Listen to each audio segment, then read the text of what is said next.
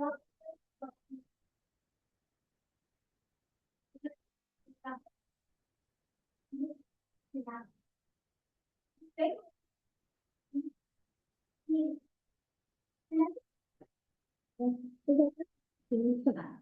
teachers are always telling us creative and exciting ways to help us understand. It's a great way for us to learn and wish every day long term. At this time, please join me in standing for the Pledge of Allegiance.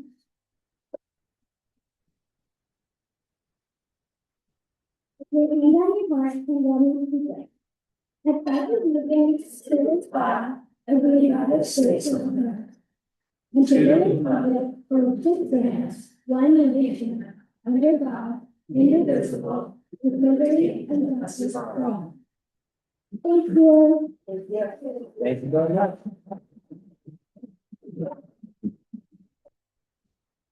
All right, we will move on to roll call. Trustee Mustafa.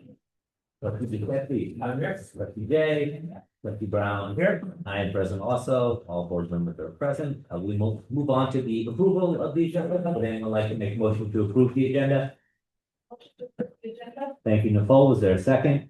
Second. Thank you, Tanya. All those in favor? Aye. Aye. Passes 5-0.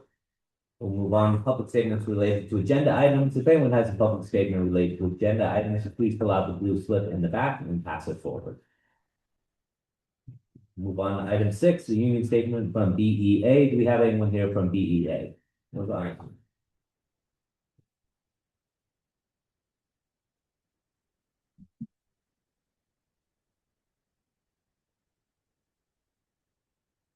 Good evening, school boards and districts, office members. For those of you who don't know me, my name is Rodana Murdy, and I am the president of the UNP. And I'm here to speak on behalf of PEA. I know you just heard from me in September, but unfortunately, I'm not here with this folks today.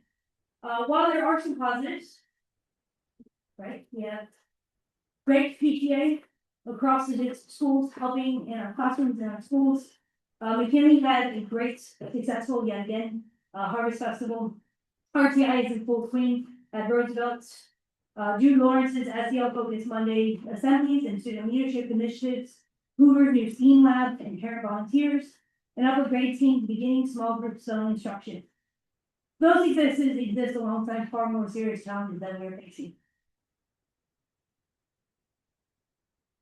Across multiple sites, staff are working in environments defined by fear and instability. When educators are being properly supported, or not properly supported, I should say, sorry, students are going to pay the price. We're seeing classrooms without adequate aid support, service minutes not being met, inconsistent and unclear directives from the district office, shifting agendas that derail proper planning, inconsistent evaluations, and sped caseloads that are reaching burnout levels. A storm is already brewing. Right now, we are feeling like a Category 5. So the question is how do we avoid getting swept up in the so-called restructure? BA is not asking for anything unreasonable.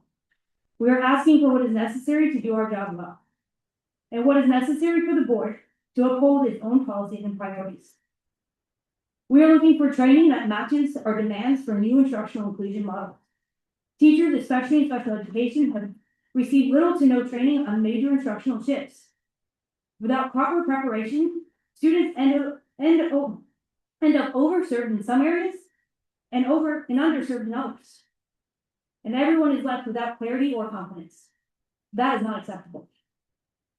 A sufficient number of trained aides. Without adequate support, students cannot access our gen ed education classrooms. They're being left without the supports that they are required or needed. Open, transparent communication from both district office and this board. Educators cannot plan instruction, collaborate, or support students when expectations change weekly and arrive without explanation. Reasonable class sizes and reduction of combination classes so teachers can meet the needs of all of our students. Staffing that aligns with board directives, including a certificated librarian at every school site. Manageable sped caseloads with training that leads to genuine expertise and not burnout. Supplemental programs that are purposeful, not 9 overlapping systems assessing the same skills. The redundancy wastes instructional time, wastes district money, overwhelms teachers, and leaves us with data that can't meaningfully be used, especially when no one is trained enough to do so. A safe, supportive environment for all students and staff. Staff have repeatedly been pressured into unsafe classrooms due to lack of action by the district and subsequently this board.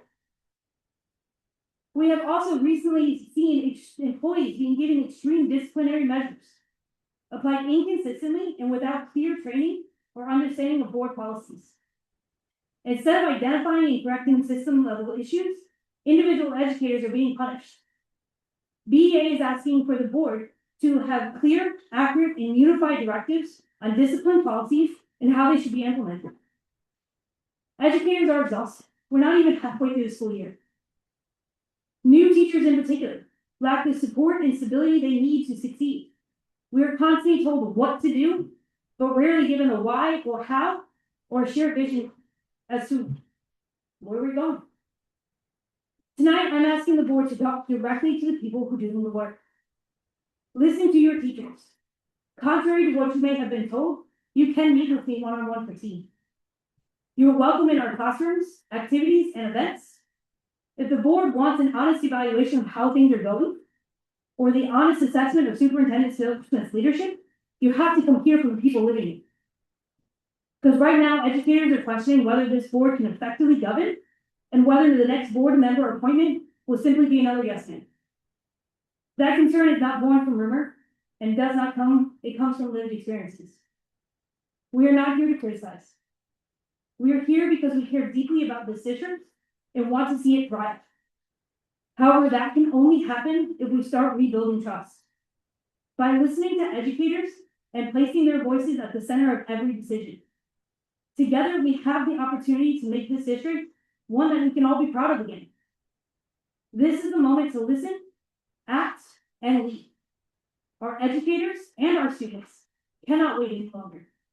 Thank you very much. Rosanna, was there a vote by BEA recently on any of these items? Or is this, where is it? What do you mean a vote? Well, out of all the content of what you said today, was there a vote at a recent meeting that ratified that? Or where is this? So BEA has had these conversations several times and BEA is in agreement on these items that we had listed. So was there a vote in your union with respect to any of those comments? Yes. Okay, and what were the results of that vote? Again, BEA is in full support of these comments. The unanimous? Yes. All BEA members? Correct. Across all school sites? Correct. Okay. And I heard you say you wanted more direct relations with the board, is that correct? That is correct. Would that include evaluations from the board? That includes conversations with the board. Okay, but you still would want to collectively bargain, or would you want board members to evaluate staff as well? No, we want the board to have conversations with us so that we can collectively bargain when we go to the table. I see. Okay, thank you.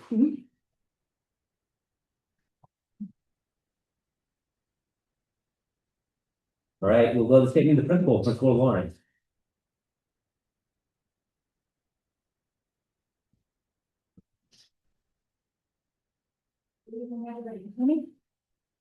Okay, I'm losing my voice this evening, so I'm a bit croaky, sorry about that. Okay, so it's the last meeting. We've had lots and lots of community events, which have been wonderful. Halloween parades everywhere, and a candy drive both at Hoover and at BIS. Hoover created £126 for the troops of candy. I'm not sure whether that's a good thing or a bad thing. McKinley had their extremely successful Harvest Festival. We had our walkathon at Franklin, which was great fun. BIS had an author talk by Chris Baum about a book called Challenge Accepted, which went down really well. We all had Ruby Bridges Walk to School Day last week on campus, which was a wonderful thing. Lots of children walking with their families and all together to school, which was a great community event. We've had lots of assemblies at different schools. We've had the Park Ranger at Hoover. We've had a mobile planetarium at Franklin. The cow is coming to Roosevelt, which is always a popular thing. And we've had Wild Mind at Washington. And also an interesting one at BIS, we've had the Mobile Holocaust Museum, for the 8th graders who've been reading Diary of Anne Frank. We also have, or either in train at the moment or on the way, Samaritan House food drives, which we all know is a wonderful thing to be happening at this time of the year. Report cards are coming out on the December the 8th now, rather than December the 5th, and the teachers are all working really hard on their new report card templates, which for some people have been a completely new thing, and they've turned around and done that, embraced them, and are doing a great job of getting those done. We're approaching Thanksgiving. That's really the gist of my report this evening. But as we're approaching Thanksgiving, I wanted to say a few thank yous to people. First of all, to teachers, support staff and specialists who are all working incredibly hard out there. Thank you to all of them for their dedication. Thank you to all of our families and students who are partnering with us and trusting us and growing with us every day. Thank you to this team, to the board and the district office for working alongside us and focusing together on our important work. And I just want to leave you with something to think about, which really struck me today. The Princess of Wales was at a conference, an early childhood development conference today. And she said this, which I thought was something that we should keep in our minds as we see our children every day. She said, "Love is the first and most essential bond, but it is also the invisible thread woven with time, attention, and tenderness through consistent, nurturing relationships, which creates the grounded and meaningful environments around a child." And I wholeheartedly agree with her. And I just want to say thank you to everybody here for continuing our work together to weave these threads.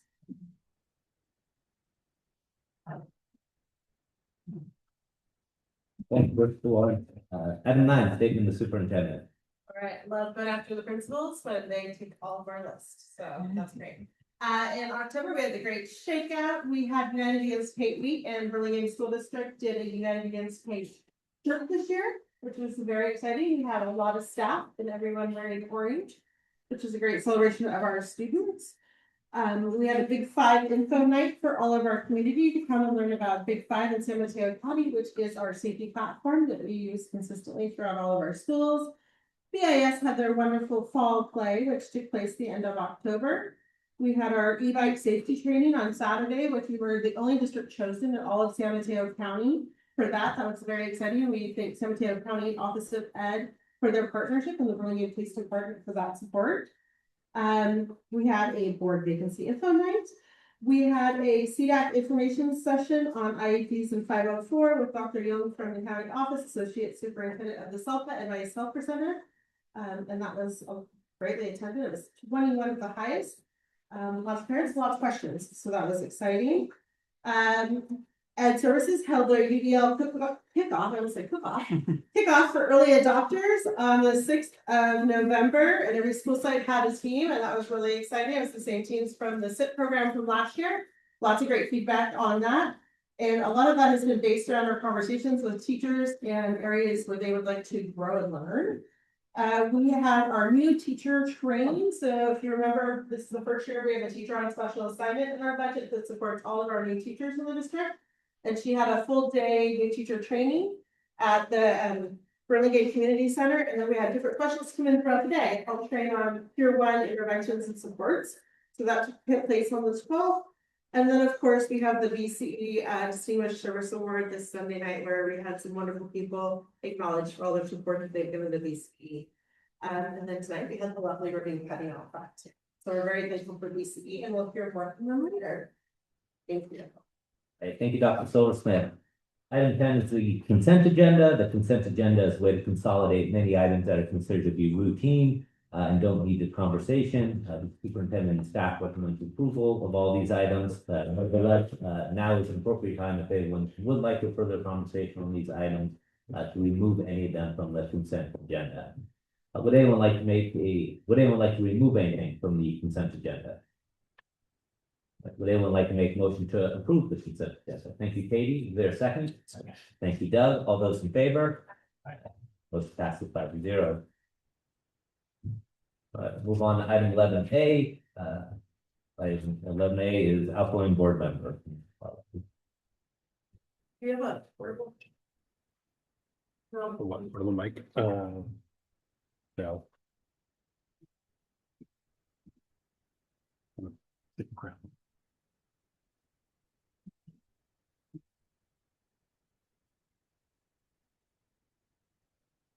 All right, moving on, right. Oh, never mind. Perfect. So let me show the people I am here. This night we are honoring trustee Dan Hoy, who has given over 4 years to our board.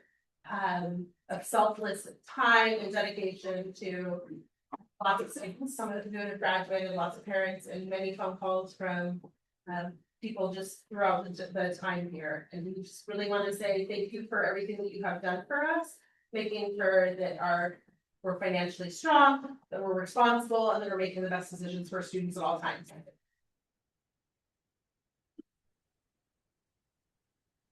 Hello? Okay, thank you. So we very much appreciate the fact that you always have us put students first.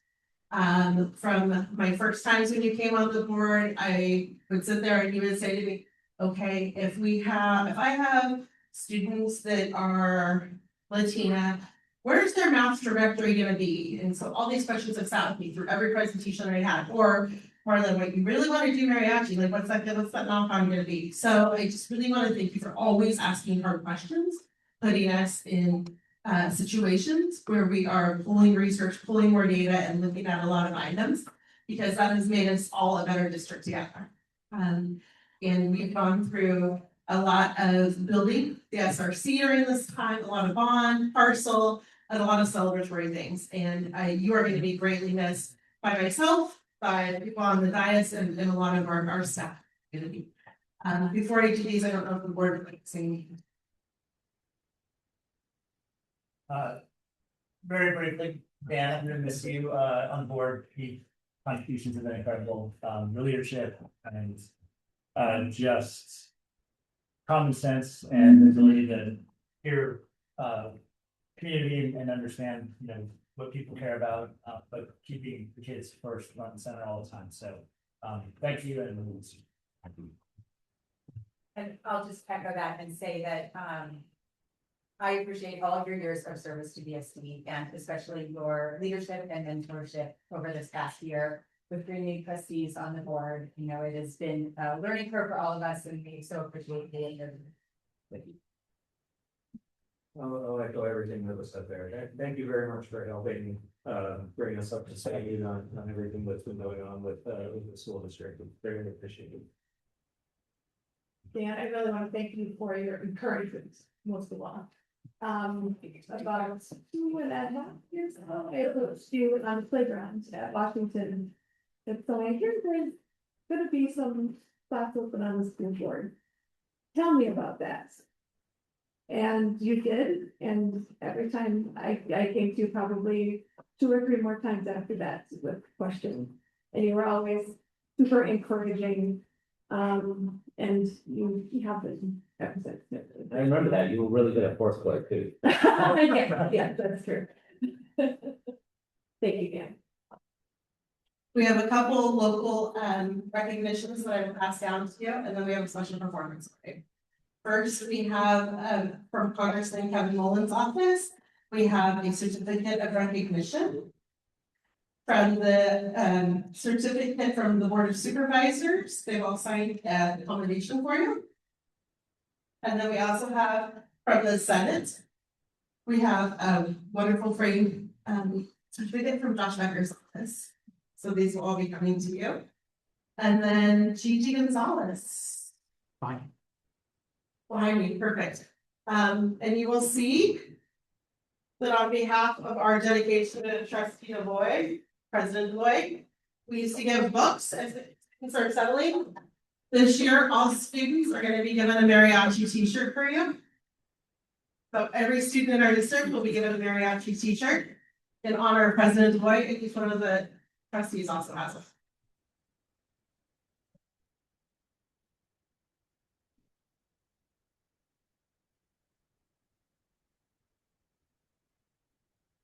Ready?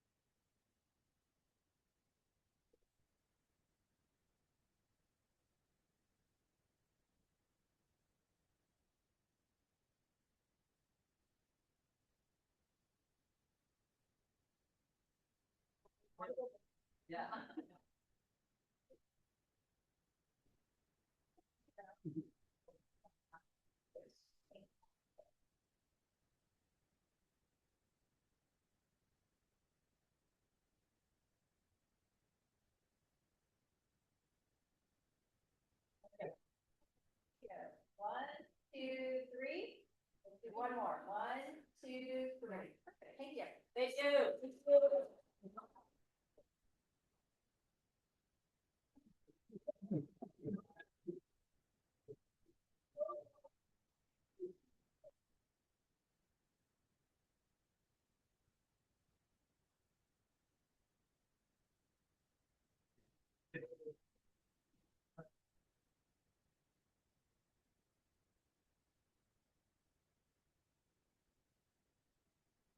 Thank you and congratulations to those students and congratulations to you. That program was your idea. You presented to the board years ago as an idea of a way to bring in more students to the music program that hadn't been in the program with an idea that it could lead to overall academic and student achievement.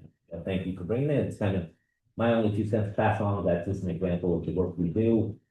We have a lot of well-reasoned nuanced decisions. While some may come to us with unilateral statements and going, well, we can't always respond, always be careful to take in all points of view. Okay. All right, we'll move on to item 11B, school site presentation, Principal Lawrence and the Franklin team.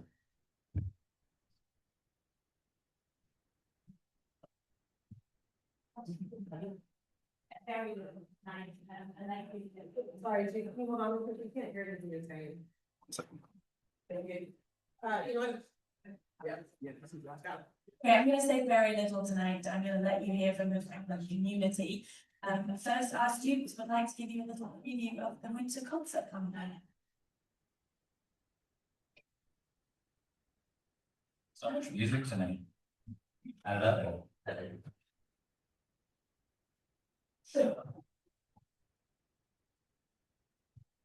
You're not gonna hear too much from me. You're gonna hear from the students. So I'm gonna pass it off to Gio. Hello, I'm Gio. I'm from Miss Kobayashi's class. I am a fifth grader in Franklin. I play the trumpet, and here is Bumper Cars.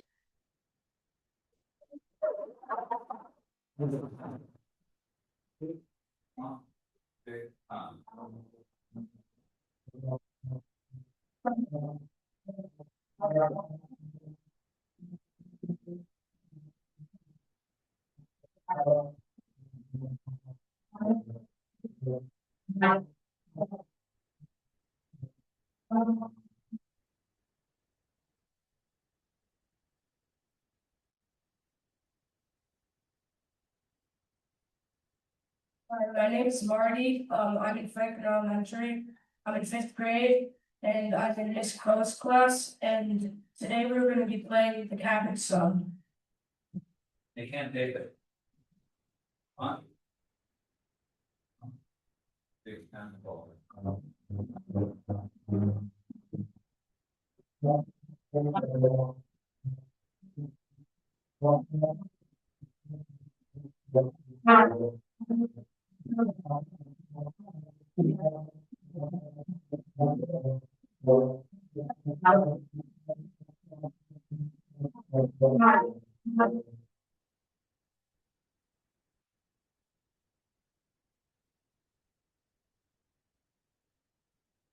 Hi, my name is Arna. I'm a fifth grader at Franklin Elementary School in Miss Anna Kobayashi's class. And tonight, I played flute, and tonight we will be playing Jingle Bells.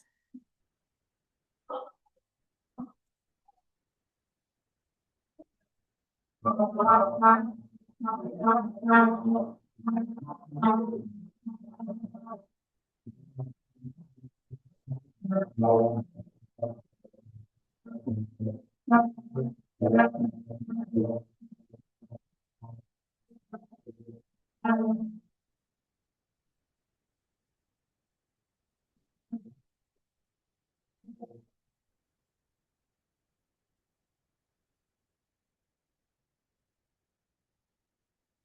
I'm Rob, and I'm a fifth grader at Franklin School, and I'm in Miss Lopez's class, and I play the trumpet, and now for our final song, we're gonna play Oath Joy.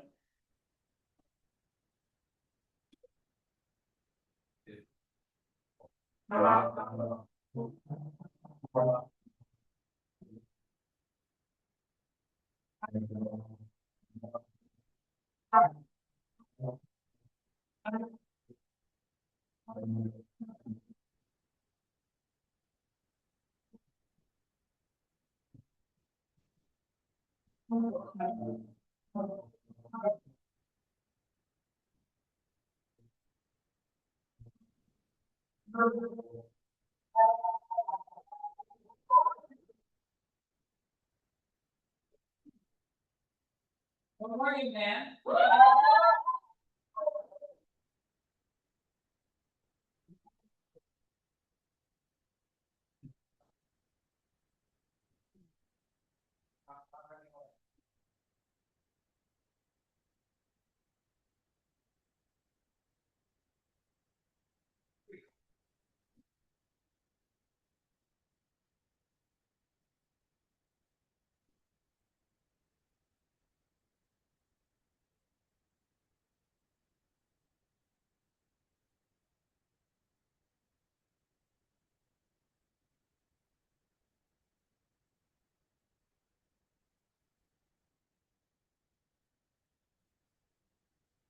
Thank you for listening. I invite you all to come on the 4th of December to our winter concert, which will be more of the same wonderful music.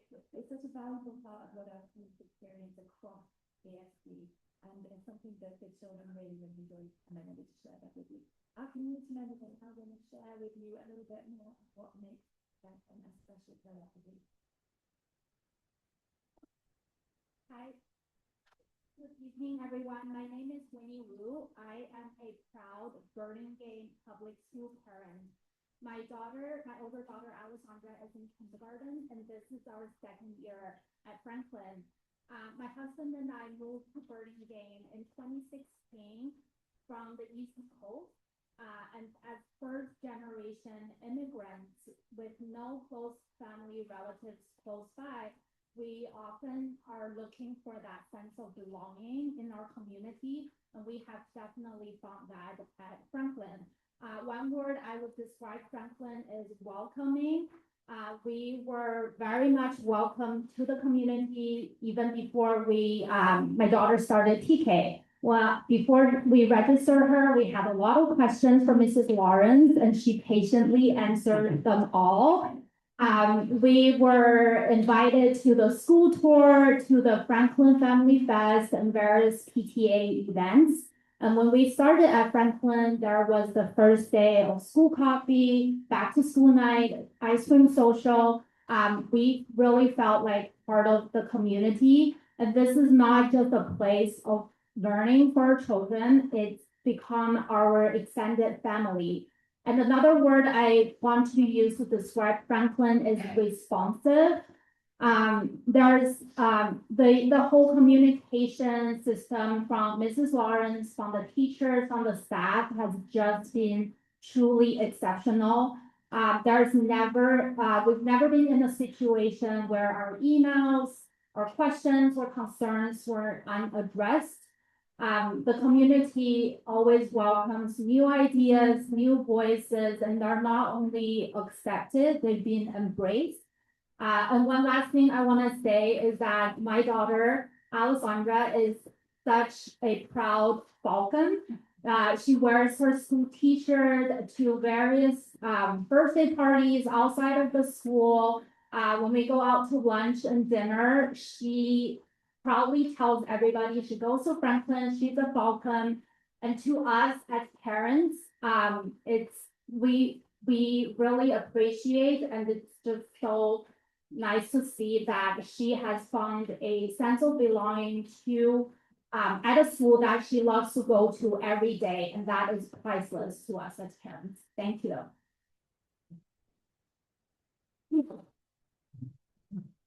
Hi, my name is Jennifer, and I've got a fifth grader and a seventh grader in the Burlingame School District.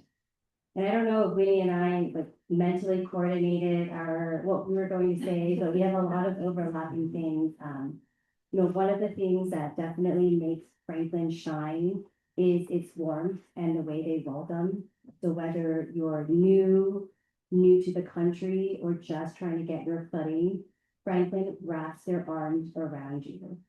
And over the past 8 years that I've been with this district, the community has become more meaningful than I ever imagined. It's the connections that we've made between drop-off and pickup, the countless volunteering hours, and the way that we show up for people. We'll ask, somebody, a parent, at a moment's notice if they can help. And guess what? They do. And those are the connections that are so meaningful for us. At Franklin, we are diverse, we're caring, and we strive for excellence together. Another thing that sets Franklin apart is the way that they empower their kids. So they're not just students, they're contributors. They take on real roles like the valet crew, drop-offs, and in the morning, we've got the Falcon Force where the kids are supporting and engaging in the community, and the green team, caring for the environment. So these aren't just cute titles that the kids get. These are real opportunities for them to take responsibility, to pitch in and to understand what being a part of the community truly means. They learn leadership and accountability in the most hands-on and meaningful way. And then, of course, there are our incredible teachers. They're the heart and soul of Franklin. Every teacher is very special in their own way.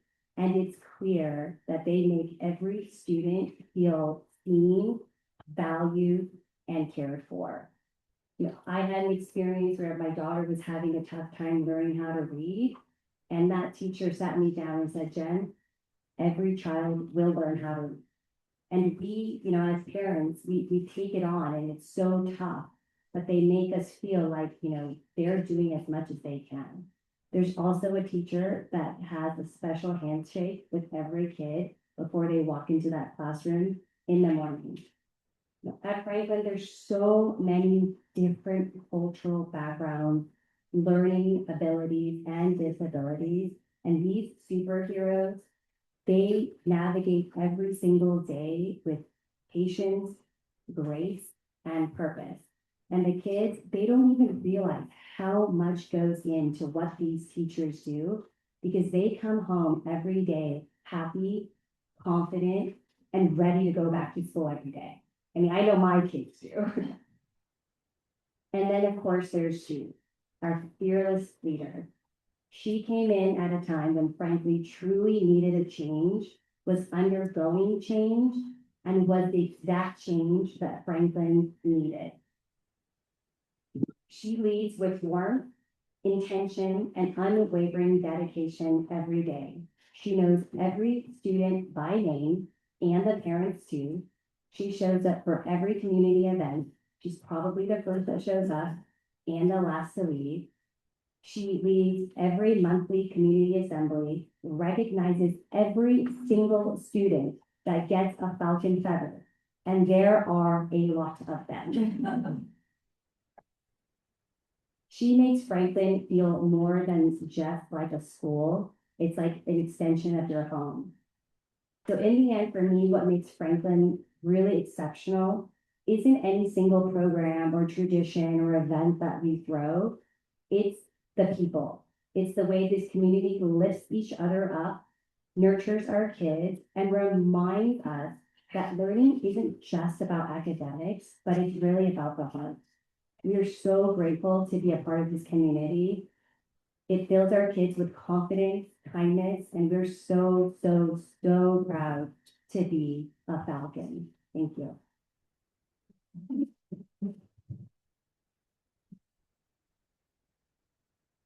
I guess I could just say ditto and pass it off, but I just have a few things to say.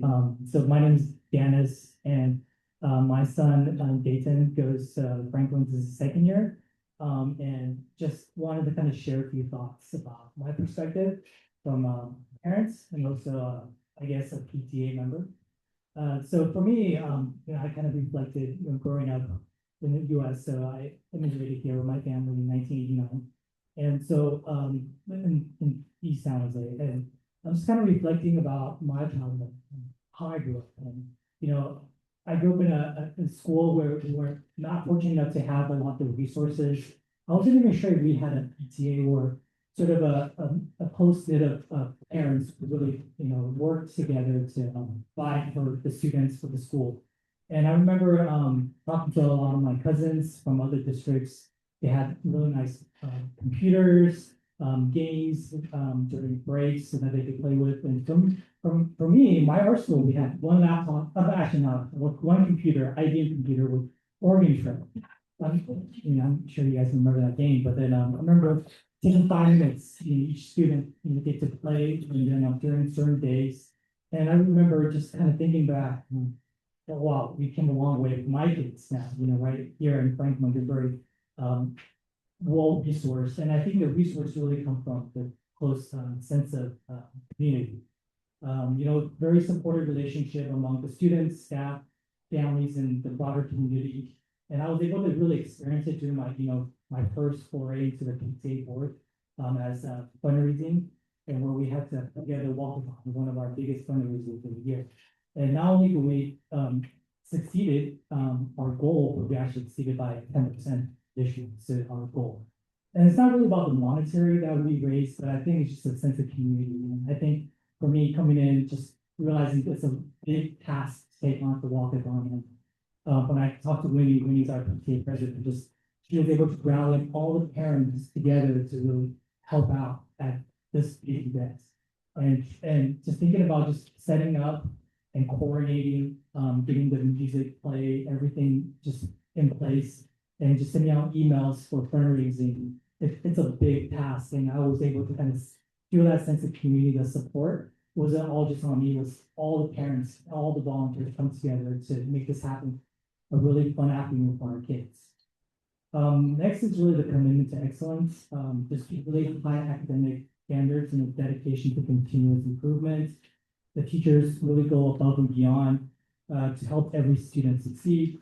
And I was actually able to, experience firsthand during the teacher parent conference, understanding what each teacher has planned for the students, preview the program before the school even start, and weekly email from the teachers on what's happening for the week. To each student, what they're achieving is just showing the commitment to excellence.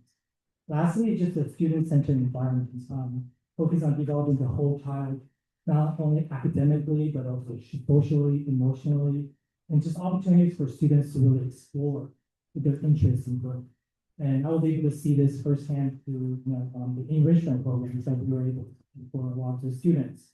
A lot of music courses, my son still sings the songs that he has in music classes, and just the PE classes, yoga classes, and computer courses, math classes, so forth. And all this is really to help our students not only grow academically, but also find what their passionate are and just be able to grow academically. So I'm very proud to be part of PTA, be part of this community, be part of the school, and I'm just happy that my son can work proudly Franklin without being sure earlier.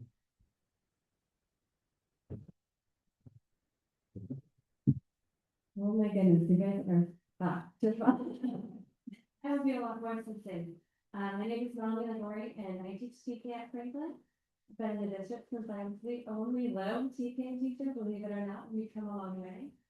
But I am here to talk about Franklin. Franklin is a special place to me because not only am I a teacher there, but I'm a parent. So actually everything that takes parents have done. My own kids have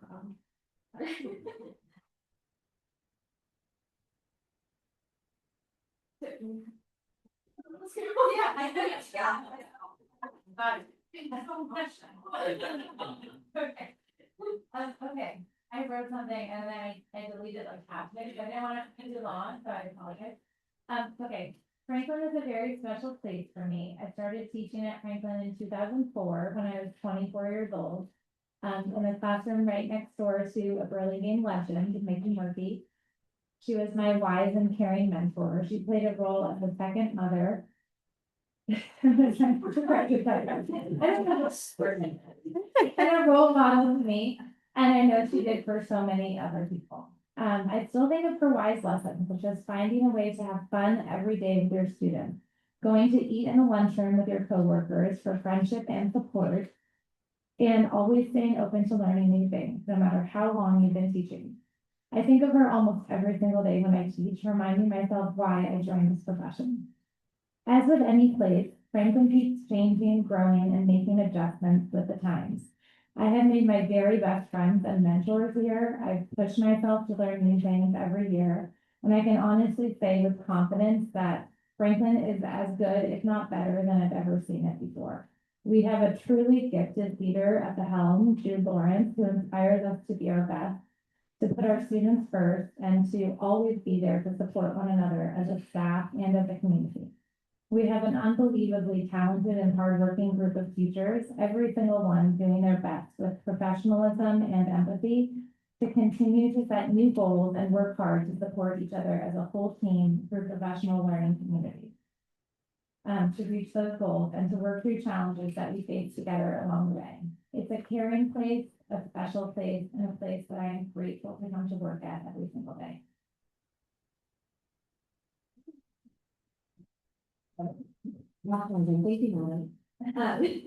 Both my own sons have attended Franklin since kindergarten, so I've had a lens as both a teacher and a parent there.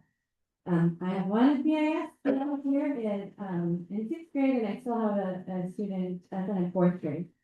So I've been able to witness the quality education that my own children have received, and I, as a teacher, have quite a view into the classroom and outside of it as a parent.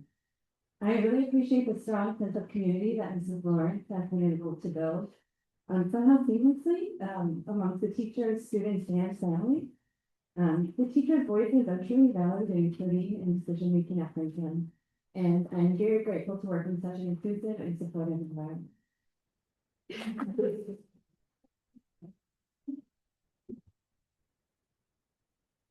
Okay, my name is Gemma Terrence. I'm a teacher at Franklin. And I wrote it because I definitely got very emotional doing this. Just a few years ago, maybe 27 or 28 years ago, I began my teaching career at Franklin. Well, I've changed classrooms and grade levels over the years. One feeling hasn't changed. Franklin is home. Franklin's family. The school's walked with me through the highest highs and the lowest lows of my life. And to be able to celebrate or to get through those moments while at Franklin, it's because of the people that make this place what it is. What makes Franklin so special? It starts at the top. It starts through the inspiration that drives the school and community, guided by past principals like Rick Caldera and Ms. Booth, and now by Jude Lawrence. Leaders who inspire, challenge, and support us. Leaders who are our friends.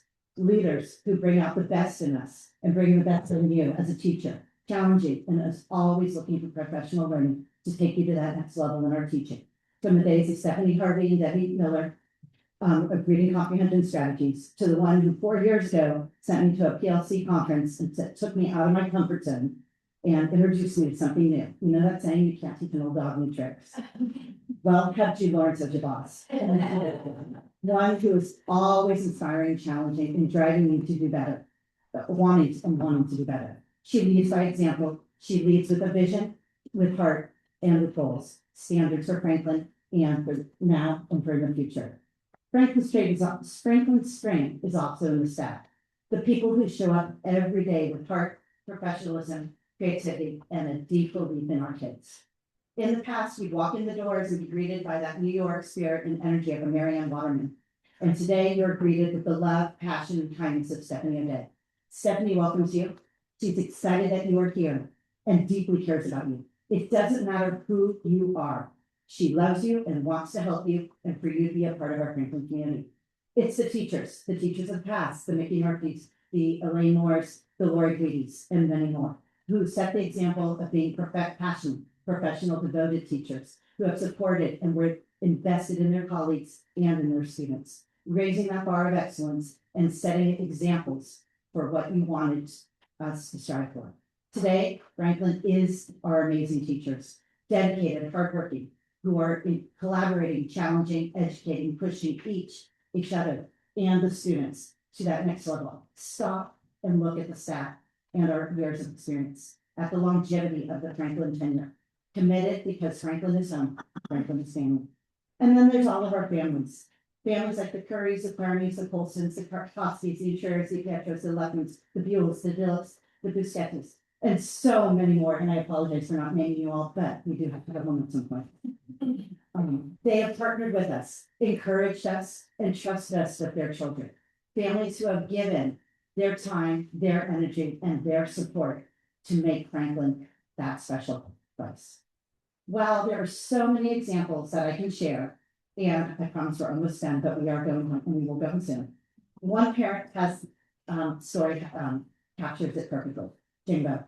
Jingo began as a parent volunteer in our community, and she has become so valuable to us that she is now one of us. That's what Franklin does. It turns a connection into a commitment. And of course, what truly makes Franklin special is our students. Students who bring joy, curiosity, resilience into the classroom every single day. Students like Anna Kobayashi, that adorable, precious second grader who was in my 2-3 combo class. That returned to the SC, and not just the SC, but returned to Franklin, and is one of our amazing teachers. Proof of the lasting impact the school has on the children who start their journey within these walls. Anna was my student, and she was one of the students that 26 years ago that was in the church on my wedding day. And last year I was at her wedding. Talk about coming full circle. Anna was one of my students, is my colleague, and is a very good friend.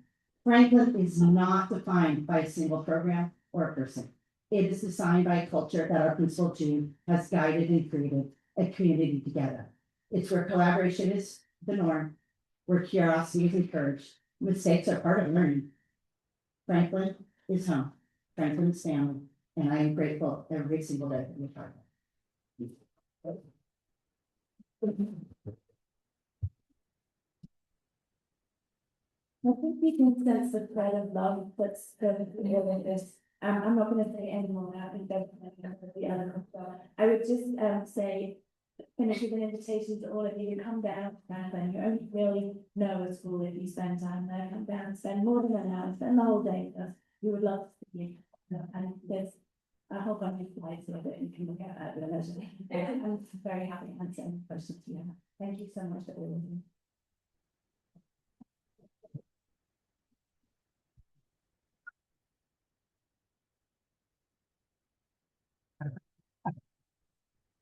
It's glad to see you. Good. Did anyone have any comments or questions for Principal Lawrence Foster Sheridan regarding the invitation? Very good.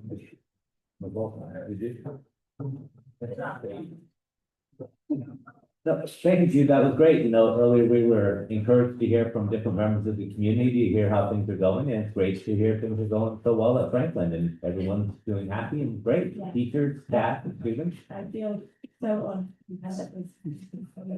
Thank you. Great, thank you.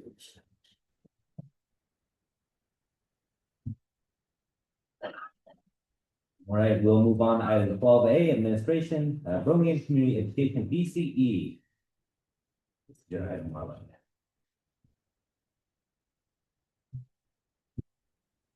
All right, as BCE is making their way down on their matching shirts. We are just Last that changes. last Tuesday, yeah, that was about wardrobe change from Mountain Fred. All right.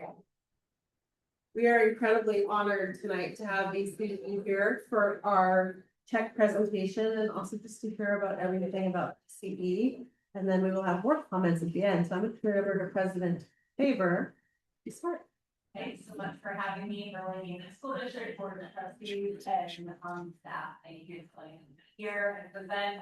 It's been a year of collaboration, and tonight we're so excited to be able to present a check for $3,035,000 to Burlingame School District on behalf of our community, our donors, and in honor and support really of Burlingame School District, our teachers and our students. And we're just really proud of all of the work that's come together. I'm here with fellow board members and Executive Director Meredith Dunn, who just co-president of BCE, is going to be taking over this coming year. And really, we've just had a lot of exciting things, and we have a very long packed agenda, so we're going to keep it brief, and we're happy to answer any questions. Thank you. Would you like comments now that? Okay. I don't have any questions, but I just, as always, want to say thank you for each of you and each of your donors for making such an enormous contribution to our district. And a lot of the things that we do that our students enjoy, including music and PE and smaller class sizes for younger grades, all of that is because of your efforts. And it's just every year I'm blown away by the amount of effort and success that you all bring to us. So thank you.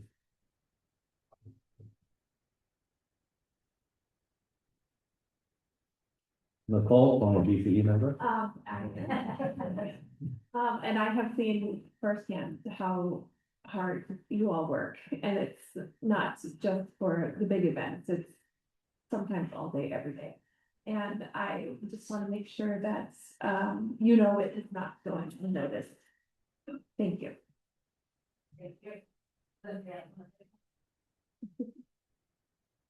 Well, we're really excited to hear and really want to be sensitive to how urgent it is. So. Well, Jen, is this this amount, is this a new record? Okay.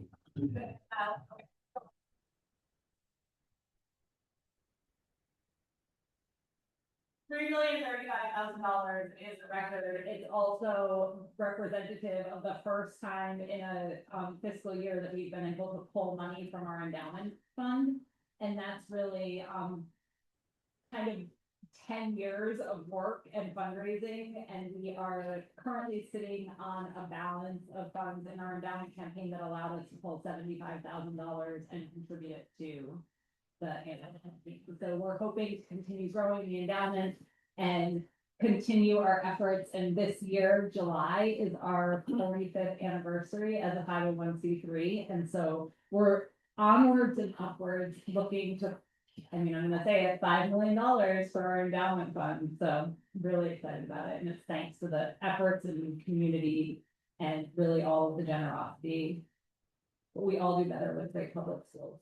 So thank you all for all the hard work you do. You know, when we see this record amount, it's just another sign that things are going well in our district. People are satisfied and making contributions. It's all the hard work. You know, we look for signs of how things are going, and there's another one. We just heard from Franklin, and here's this. So thank you.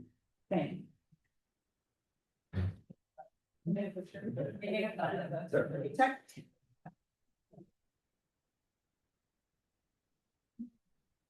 We were just perfect there. I don't know how we'll do it. Yeah, I'll do that. We gotta live there. The process is yeah, the process, you guys are getting out there. You know. All right. Good, come on.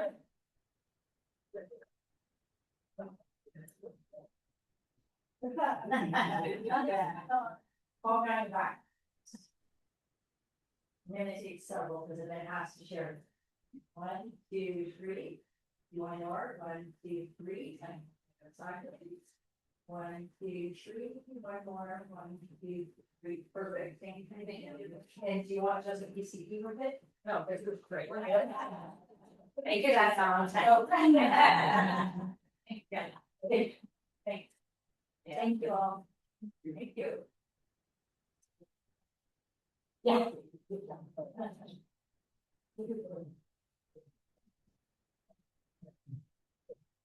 Thank you again, BCE. We will move on to item 12, administration. Excuse me, we just finished that. Moving on, item 13, business and finance, part A, Measure O bond series. Marla. All right, and we are gonna have someone join us. Like. Oh, yeah. Okay, perfect. Oh, is it again? You save that. Well, you're pulling that. Tonight we are bringing forward, looking for direction from the board to move forward with our Measure O bond, Series C, issuance planning. And Blake will be joining us from NN. Thanks, Marla. Can you guys hear me okay?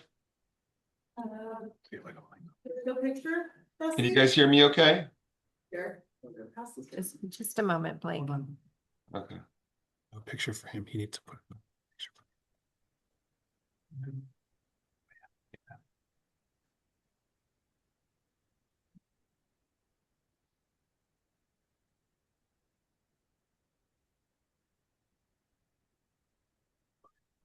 Okay, Blake. Blake, go ahead. Yeah, can you guys hear me okay? You guys hear her out there? Okay, so I'm getting, Heather, can you guys hear her? Yeah, can you guys hear him out there when he speaks? Hello, hello. They can hear, go ahead, Blake. Okay, yeah, I'm not sure. It's not prompting me to bring my video up, so I don't know if maybe that's not an option, but that's okay. As long as everyone can hear me, I think we're good. Oh, here we go.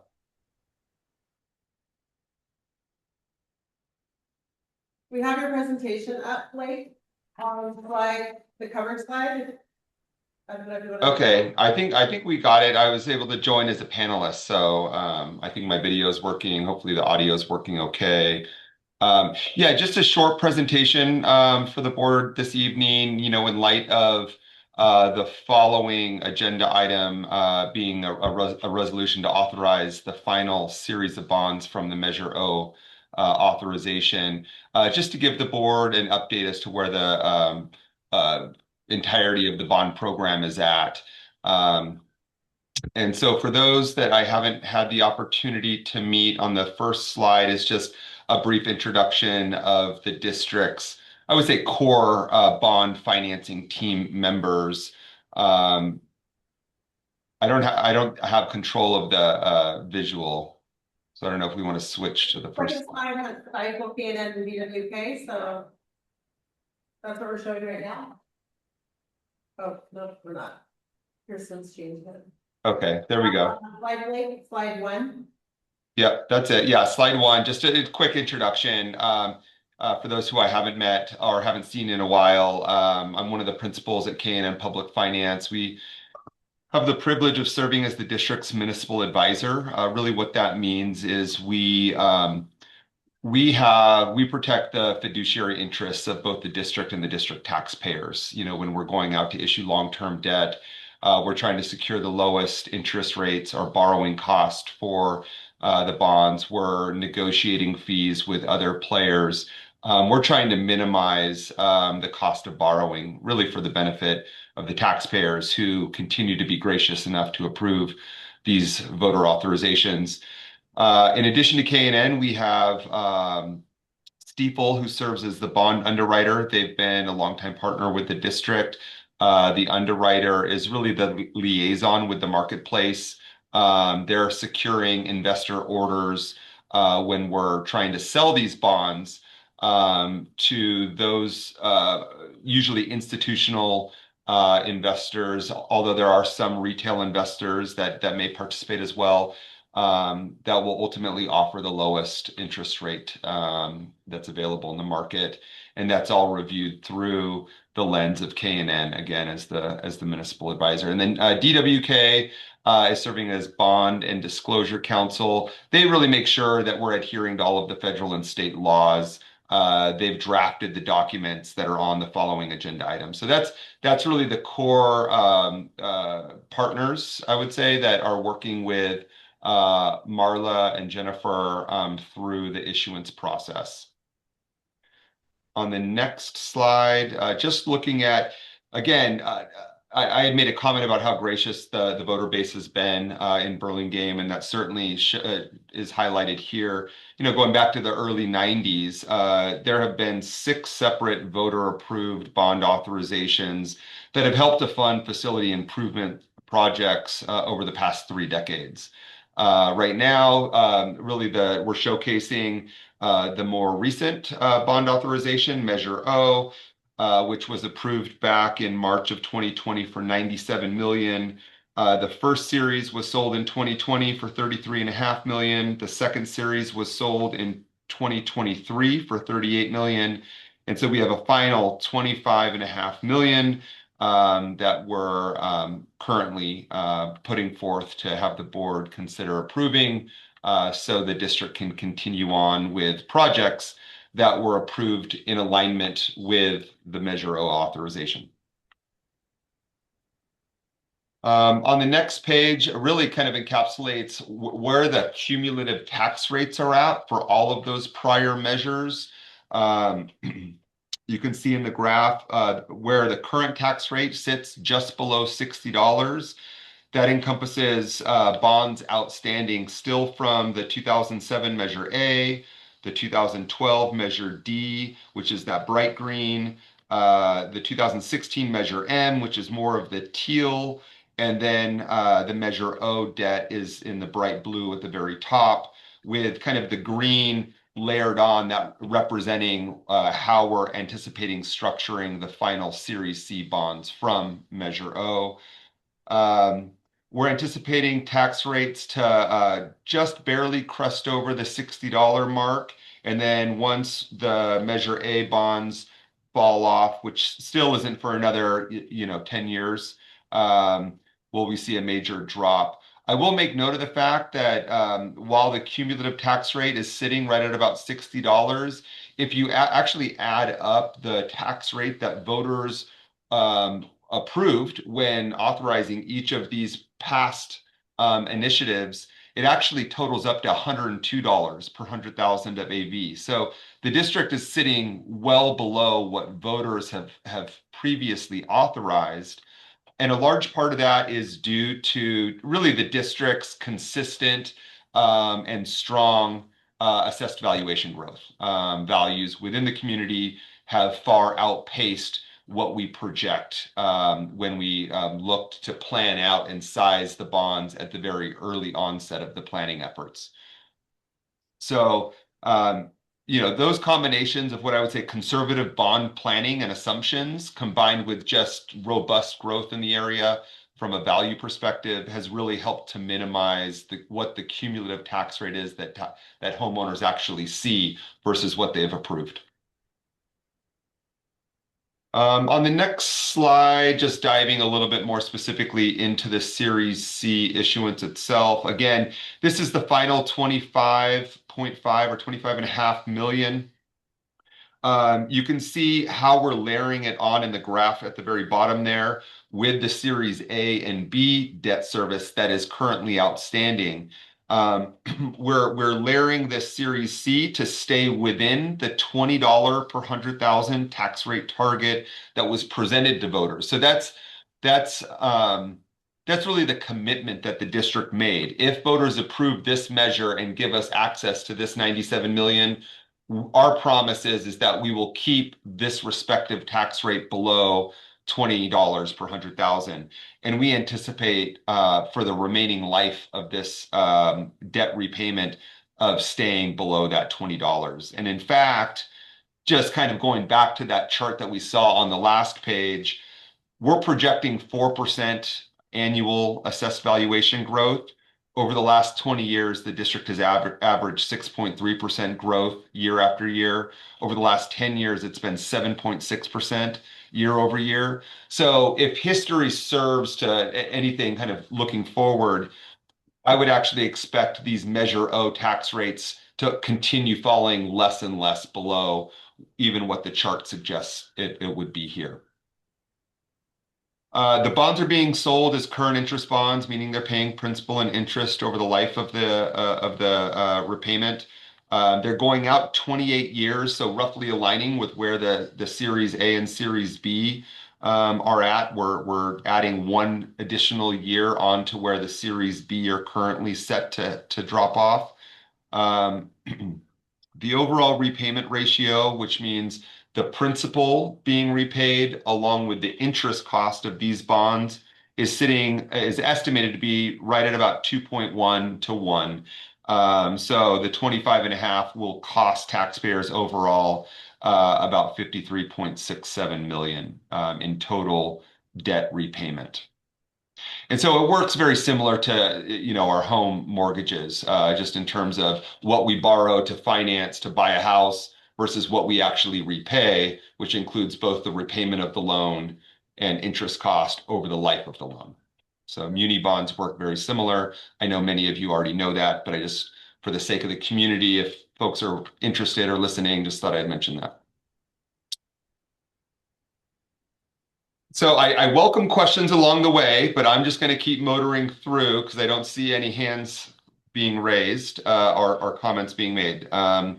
So moving to the next slide, one thing it's not on the agenda this evening, but there is a refunding opportunity that is upcoming. The 2016 refunding bonds. So they've already been refinanced once back in 2016. These are bonds that ultimately they're the first series that was sold from the 2000 Measure A authorization. They were sold back in 2008. So when you sell municipal bonds, there is an optional call date. So if there's a window to refinance and lower the cost burden to taxpayers, the district doesn't have an obligation, but it's usually strong fiscal stewardship to seize that opportunity and actually lower the interest cost.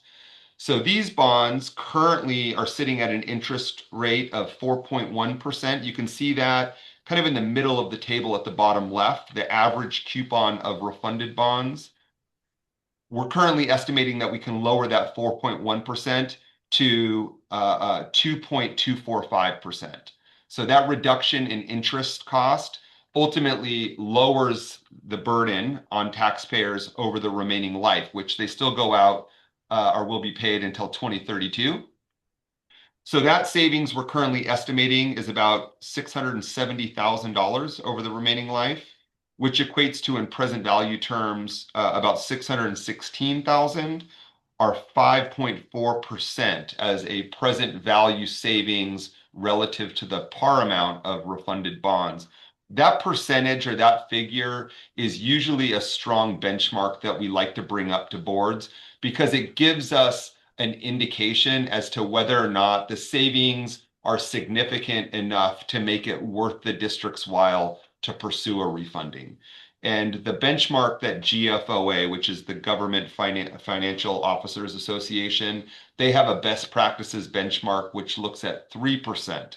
So any refunding where you can realize present value savings in excess of 3% relative to the par amount of bonds refunded, they suggest that it's worth a public agency's while to consider the refunding. So in this case, we're currently sitting at about 5.5%. We think that it's worthwhile. We wanted to make mention of it. And even though it's not on the agenda tonight, the earliest possible time to refinance these would be 90 days before August 1 of 2026. So that puts us right in about early May timeframe.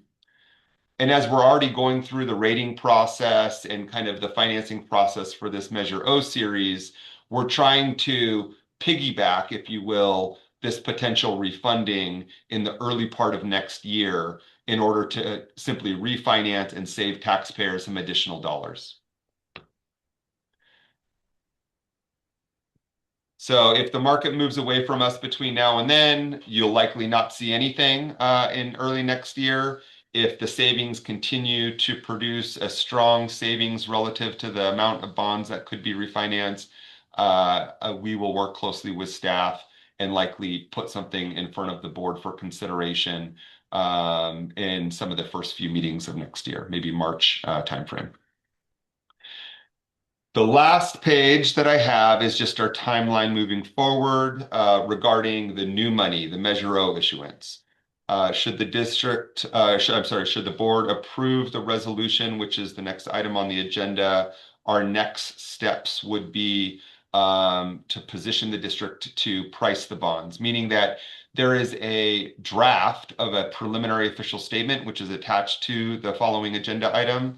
That's kind of like the prospectus. It allows investors to gain a better understanding of the district's finances and local economy and how we're structuring the bonds. And they'll use that to evaluate their potential buying interest should we move forward with the sale. We would plan to post that preliminary official statement later this week. We're currently targeting Thursday. We are targeting tomorrow morning to receive our rating from Moody's. The district's GEO bonds are currently rated AA1, which is a super strong rating. It's one notch below the coveted AAA rating, which is their highest rating. And they largely reserve that AAA rating for districts that are basic aid or locally funded districts. There is not very many examples of any school districts in the state of California that have a AAA that are not considered basic aid or locally funded. So, and it's not just it being on the border either. You have to demonstrate that your funding is well into community funded status, which basically removes the volatility of being tied to the local control funding formula, the baseline for how most other school districts are funded, non-community funded school districts. So anyway, that AA1 has served the district well in terms of the pricing outcomes for prior bond sales. We are keeping our fingers and toes crossed that we will continue to secure that AA1 rating, but we will hear tomorrow about that. Once we have the rating and the POS posted, we would be set to price the Measure O bonds in early December, currently looking at December 2nd, which is the Tuesday after Thanksgiving holiday.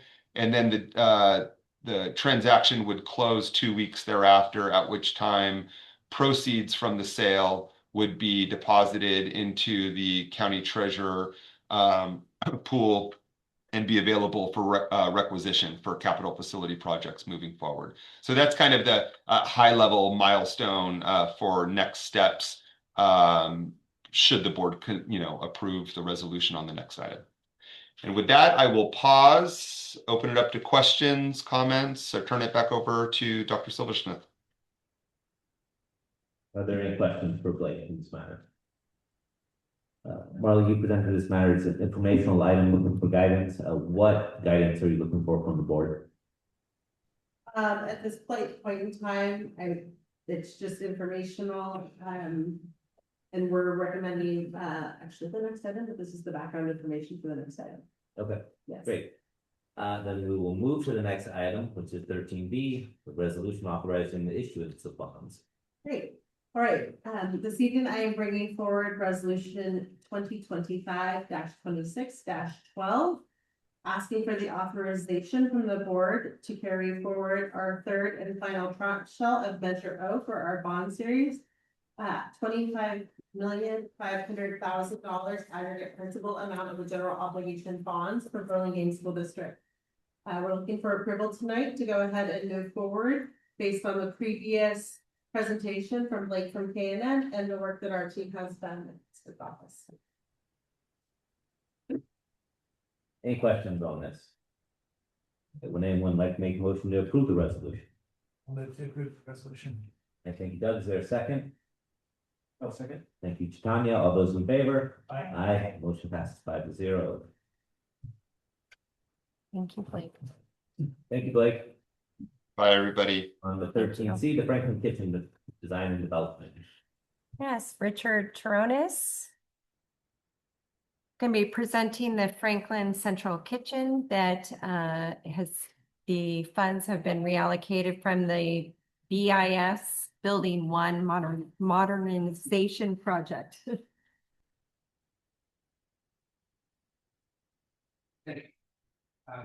Appreciate it. I'm here with Matt Adams, from HAA, the architects for the project, to present an update on the project. And we're requesting direction to move forward, if the board, approves it and directs us to do so. And Matt and his team will rush immediately back to the office. And it's going to, to the state, tonight. Okay, so, do I advance here or? Give me 1 second. Hang on 1 second. Just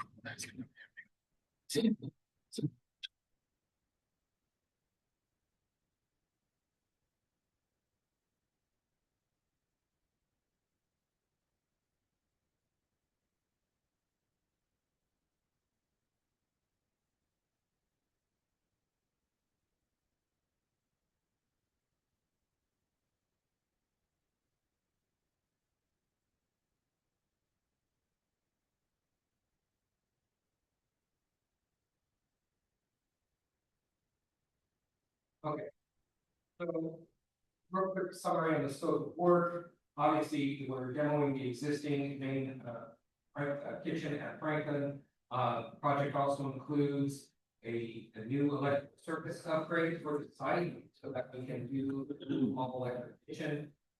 We are also replacing the outdated cooler and freezer, which is out in front of the school. It's that sort of trailer looking thing. So we're replacing that with a new addition to the building. That way we can get a new freezer and cooler internal to the building. It also gives us staging area for the various parts that have to get pushed up to schools. Another big portion of the project or add to the project is the loading dock. That's going to be taking advantage of the sort of vacant slope space adjacent to the backside of the existing kitchen. Adding a new loading dock in that area so that the trucks no longer have to load and unload in front of Franklin in the sort of tail end of the drop off area. So that's just a quick summary on the general scope. And here you can see a diagram or plan showing the outline of the gray area is obviously the kitchen proper itself that is getting modernized and expanded. And then the red area includes all of the various areas of site work and the loading docks that you can see allows trucks to pull in off of the main parking area in Franklin where it's an access road with a turnaround area in order to be able to load and unload and make the food deliveries out from the site. Here's an enlargement of Matt's plan for the building itself. There you can see the kitchen that gets renovated, and then the walk-in fridge, freezer, and receiving area is the addition area that would replace that sort of trailer, or container freezer cooler that's out in front of the school now.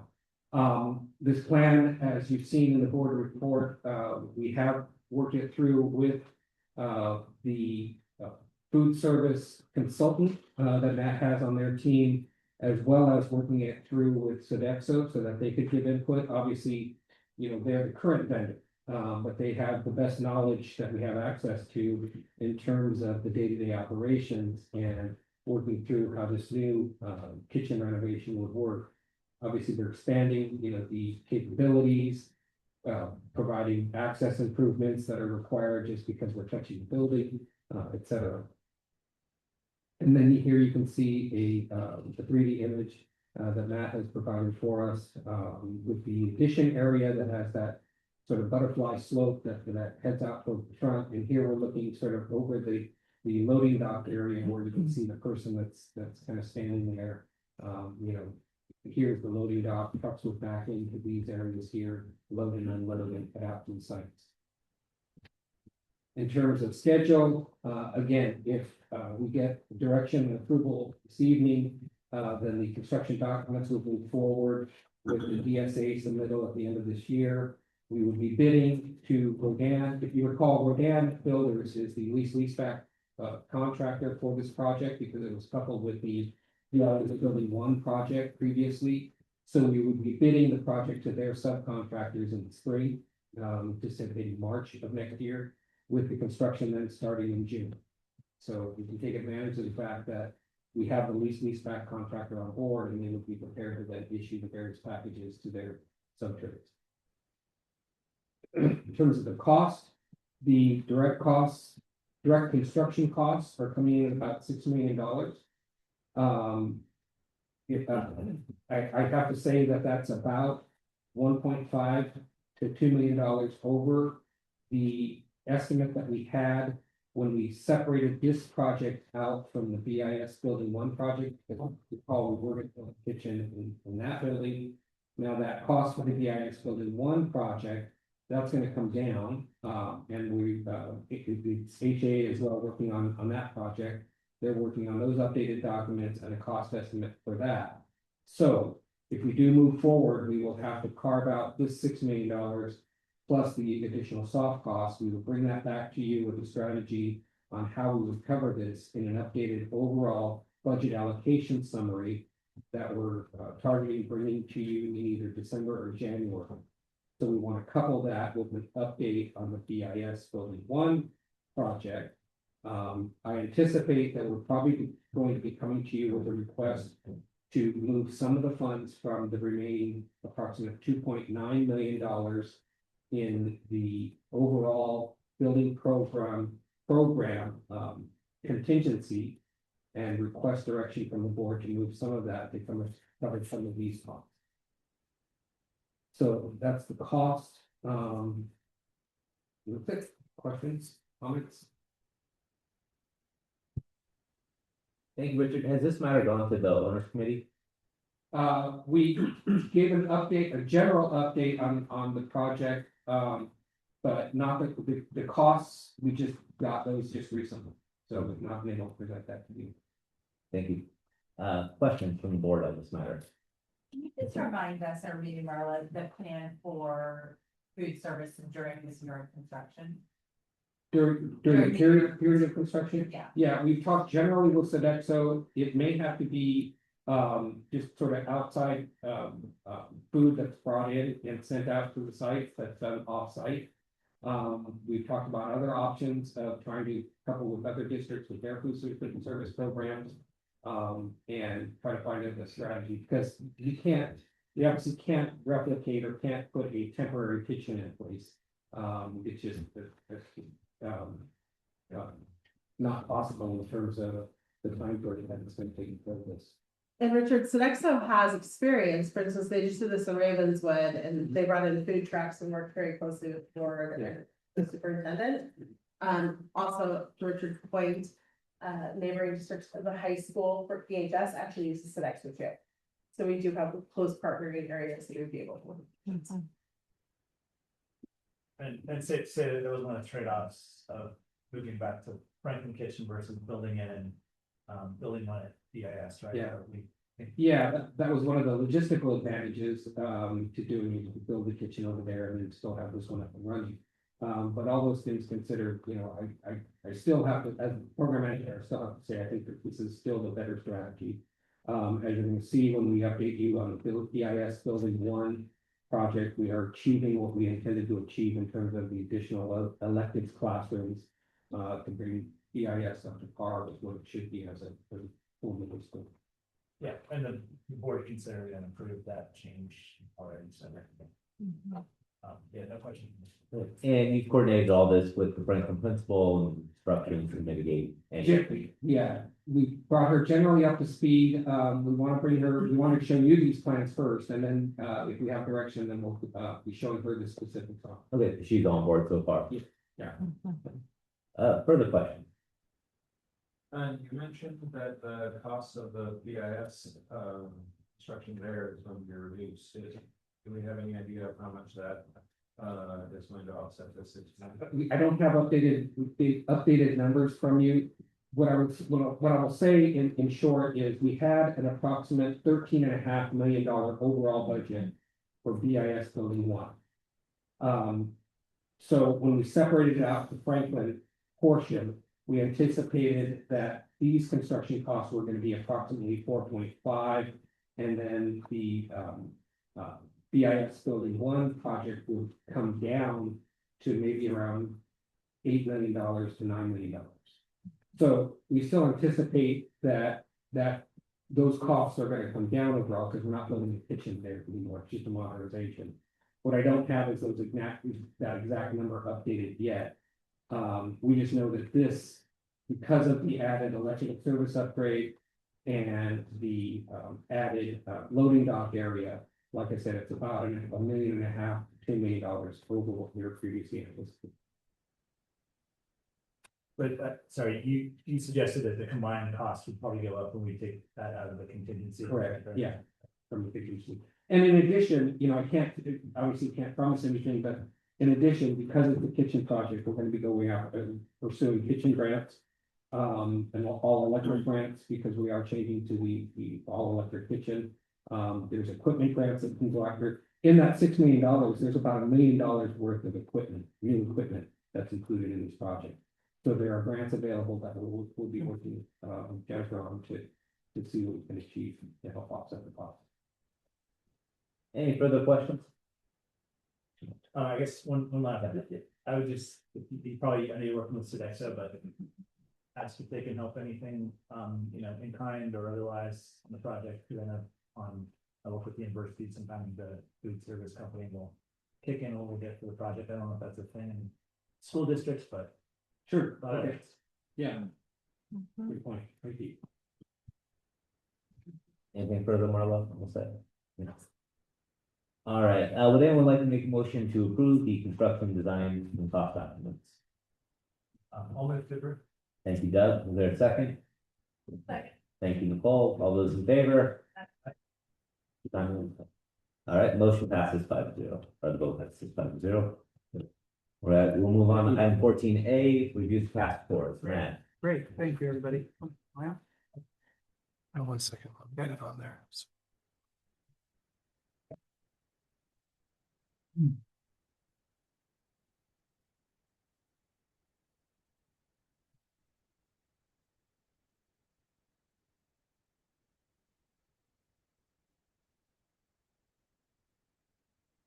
I see time, it's okay. I mean, I see sound. Oh, okay. Yes. Yeah, don't worry about that. You're good, go ahead. 1, 2, 3, 1, 2, 3. No. Oh, you're There good. we go. Thank you. Thank you, everybody. In the interest of time, since I have a 52 slide presentation for you, and I certainly can go through it, but I know that you've all had a chance to look at it, so I'm going to give a high level review. If that's what you Try and have. scare away the prospective board members. Yeah, we do this all the time. No, this is what you're signing up for. No, I am going to, especially I want to leave room for questions, assuming there's a lot. And this is a lot because we're looking at both CAASPP and local assessments and kind of what we're doing about it. So the main thing about the CAASPP and you can go to the first slide, Jesse, let's look at that one, is that it's a stable performance. So we have done, and over the years, it's always kind of, the last 3 years, have always kind of looked the same. We're always in this range of 70 to 75 on our scoring, and that's the same this year. There are things to celebrate and there are things to work on throughout. Some of the things to celebrate is especially in our science. Our 5th grade did better in 24-25, and our 8th grade was particularly strong with a 66% at or above grade level. This is an increase and shows a commitment towards science that EIS has. The part, if you can get to slide 21, it's my favorite one. Don't worry about it, Jesse. Because we're talking about one of our main LCAP goals, which is our Hispanic Latinx group for 3rd through 8th grade, made a 3% improvement in math. That's significant. It talks about a lot of the work that we've done. And also one piece that's not in the slideshow, but it is my favorite, is that 72.29 of our redesignated our RFEP students were at or above grade level in ELA, which is right in line with our with the total for our district, and shows that's an important point, because as students redesignate as English proficient, we need to monitor to make sure there is no slip back, and there certainly is not. In fact, it's an advance forward. So, and that goes to a lot of the work that our teachers are doing around EL. 4th grade did an excellent, was our strongest performing grade in the elementary schools, and 8th grade did especially well with our ELA. Growth opportunities, our biggest need right now is our math in 5th grade. For whatever reason, it's continually, it's over the years. I don't know if it's something about the question. I haven't dug deep into the actual test itself, because our lesson planning is strong and our data review is strong, but for some reason our 5th grade is slipping. 3rd grade this year was surprising. Usually it's had a slip back in ELA at 66%, so that's also something we're going to be looking at in 3rd grade, what's going on there. And we have a math plateau in middle school. It's not dropping, it's not going up, it's just staying around 70% throughout. So it's anywhere between 67 and 69% from any given school year or year to year on that. Should I stop and ask, as we go to different sections, you want to ask questions about CAASPP, or you want to ask questions? I'm going to go into local assessments, and I think we should probably pause and answer. Yeah, does anyone have any questions so far on the presentation? I have a couple of questions. Sure. And just because you mentioned math. Yes. Yes. Can you just talk a little bit more about the things that are already in place that are, sort of helping to support that, and the plans? I just had a really great meeting with Greg, Principal Land, the other day. He has his math team is working closely with our new IM math program. They are starting to really do the work of a traditional PLC, which is doing formative assessments, finding out the need, and then teaching to exactly what they need. So they're doing a lot of good data review that I'm hoping. I asked him, I need to be bringing this back to show, so I'm hoping to have that in the future. Because I'd like to do this ongoing process. But so they're digging into that kind of work. And are they able? I know I am math and Imagine Learning. Yes. That we looked at this year and we have brought in this year. Yes. And is it sort of going the way we had intended? Or what are there things So that are? we brought in the online assessment this year. Yeah, we've been using the illustrative method. Yes, Yeah. So the online at the middle school is working better than the elementary schools. And largely due to what we don't have, which I'm actually meeting Friday with the illustrative math people, is we need a beginning of the year, a middle of the year, and an end of the year general assessment. And if that's not, this is later in my slide, but if that's not available, we can format one using Performance Matters or something like that.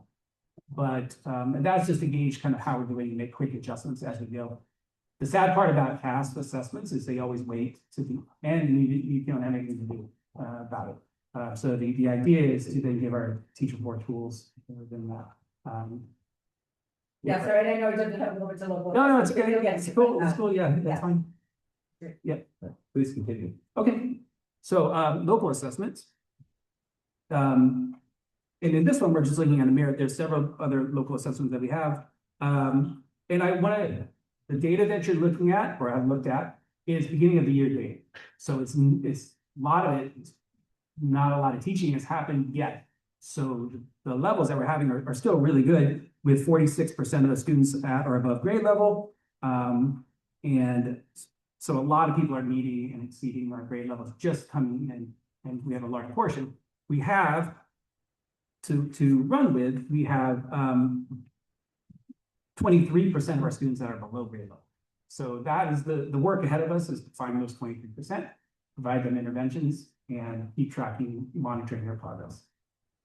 Can I ask a question about that? Yes, of course. So, you know, I'm thinking back with my teacher hat on, and one of the sort of perpetual questions was, and it came up often when we were looking at report cards, right? Yes. So if I'm teaching third grade, and I'm giving my third grade student a score, am I giving them that score? If they're meeting grade level standards, and I'm giving them a 3. Yes. Is that a 3 because they are meeting grade level standards for what the expectation is for that point in third grade? Or Yes. have they met all of the standards? And And so likewise, I'm curious in this, you know, I'm on slide 30. Okay. For the MCAS beginning of You're year on slide 30. composite score, is this, so are these kids above, like these 46%, are they above where we would expect them to be at the beginning of the year? Yes. Or have they, the beginning of it's ongoing. Okay, And okay, that so one's it's ongoing. okay. Yeah.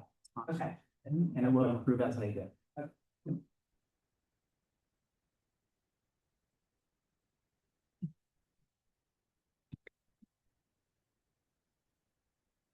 Okay, so you can keep going. Okay, yeah. Sorry, I'm trying to catch where I am. Growth opportunities, we are talking about, again, it's the 23% that are out or below grade level, and then there's 13% that are well below grade level. Again, this is beginning of the year data. Some of this is not surprising at all when we're talking about kindergarten all the way through 8th grade. One of the slides, I should tell you which slide it is, but there's a slide that shows all the different grade levels, and you can kind of track the majority of the kindergarten in the first, not majority of the students that are below are in kindergarten and first grade. Again, not a surprise at all. The good part about the mirroring to jump, well, no, I'll hold off on that. Moving to what we are doing about it. So the important part of all of this is that the plan ahead and kind of look at that shared vision that we have, which is looking back to our multi-tiered system of support and making sure that our teachers are involved heavily in kind of the interventions that are being provided. I think the best of the work that we do here comes from our classroom teachers. They're in the tier 1 support. That's where we're going to find most of our successes. So to set them up to be successful is what our goal as a district is. So to do that, the teachers have worked hard to in the elementaries to pick out priority standards. We have rolled out a new report card. Turn the next slide.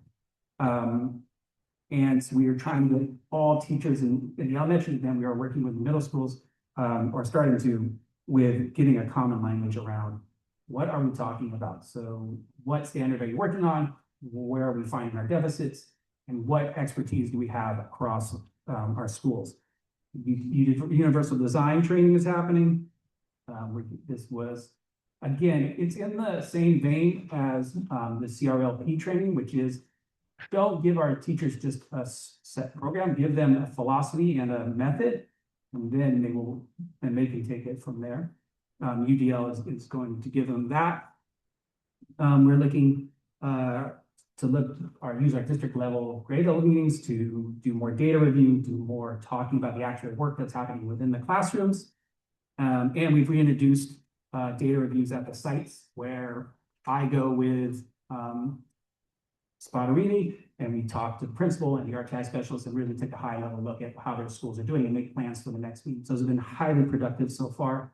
And I expect to see great results out of that. We just recently have been doing them, looking at the actual CAASPP scores, because they just recently came out. And the plans that are already being made by the principals and the staffs are, I am hopeful that they will make significant change. Principals have also started incorporating what I need time, which is specific time for all students to get expert intervention. All students need expert intervention, whether it be I need something because I already understand this, I need to go fly, or I need extra support to kind of help catch up. So we're trying to get faster with our interventions. We're trying to get more streamlined, more efficient. UFly has come in. We've got training on UFly to help with lower tier K2 reading, phonics. We've been using board adopted curriculum. We've introduced illustrative math, beast math, Amira. And then really the piece that we've done a lot of is tailored our professional learning. We've done professional learning around benchmark for EL strategies. We've done UFly, we've done UDL. We've done training on Amira, Beast, illustrative math, data review for that. And then we had our SIP Academy, which Dr. Silverton talked about. And in the end, we are trying to increase the role of our teachers, looking at expectation and targets.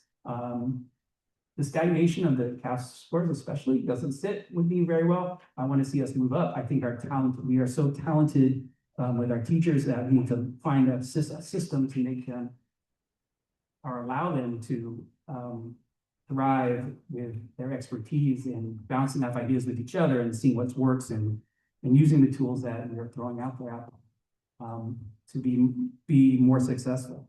It comes from the confidence that I have in our educators. So forward, we're going to have our district grade level meetings will continue to operate as data review and planning sessions. We're going to really increase parent engagement. It kind of goes back to what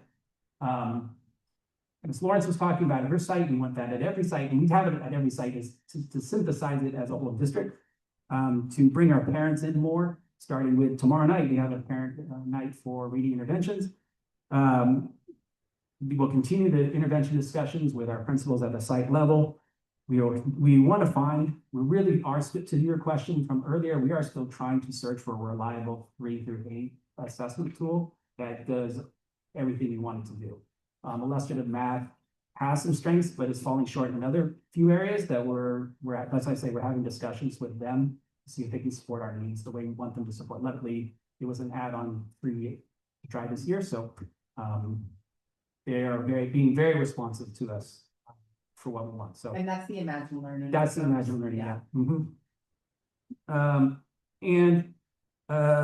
We'll be looking at increasing the use of platforms actually across the way. The strength of Amira, and it's been bumpy here and there, and it's been great in other places, and you're getting used to it as anything. But what it should do, as it gets more effective itself, is release our RTII specialists to do less assessing and more in-class instruction or instructional help, which would be a game changer for what we're doing. So that's why the promise of Amira, if we can get it going, is going to release some of that, because it does capture some of the same assessments that was talked about earlier, that we did double up on a few assessments, but that was more to test to see does Amira line up with what we want to do. And it actually does, looking at it. So if we can release our RTI specialists to do less assessing and more help in the classrooms, that would be another just tremendous shot in the arm for us. And we do, and didn't talk about it enough, haven't talked about enough, but writing instruction needs to be pulled in, and we started to have conversations with principals about that and how to reincorporate that in what we're doing. So Matt, if I'm understanding, you just recently received this data from the state and gone through it and kind of put it together. And then for the benefit of those new to this, you'll take this data and form a plan known as LCAP, Local Control Accountability Plan, with specific ideas to increase student achievement. Right. Tonight is just informational, but when you come back with the LCAP, if there's any future board members out there, that will be your time to contribute into how to actually increase student achievement. Is that correct? It'll be part of, yes, this is probably kind of. And when is that estimated to come before the board? Don's actually gonna be bringing it, but more than I am, but. What month generally? Well, so single parent for student chief, that will be the first time that we start looking at the data and how it's reflected on the school sites. So that'll be the site plans from the principals will come in December. Okay, so December is one opportunity, then when we'll see the plan to That's the more- increase student achievement. That'll be more And then specific. eventually the LCAP will be exactly Yeah. when. LCAP update is early spring. Okay, so, Mid-year, Yeah, February, we we're have a looking lot to mid-year with Freeman. okay, mark your calendars, future board members, that is. And future community members, you can come watch. Members on, but One thing that occurred to me, I think any, and we're just looking at data tonight, we're kind of where our scope ends. There's always room, I think any reasonable analysis can show opportunities for growth. Can you just highlight for me the role our teachers play and what resources we provide them to increase this? What role they provide for, In terms of What task did- scores? I'm sorry, I don't understand the question. Do they bring us resources or they? No, what resources do we provide teachers? We provide teachers, Yeah. yes. Right Do they now, need something we're not providing, basically, from getting. Oh. We give them. I don't know that we need to give them more at this point. I think what we need to do is synthesize what we have. So we have tools in math, we have several tools in math. We will beasted with illustrative math.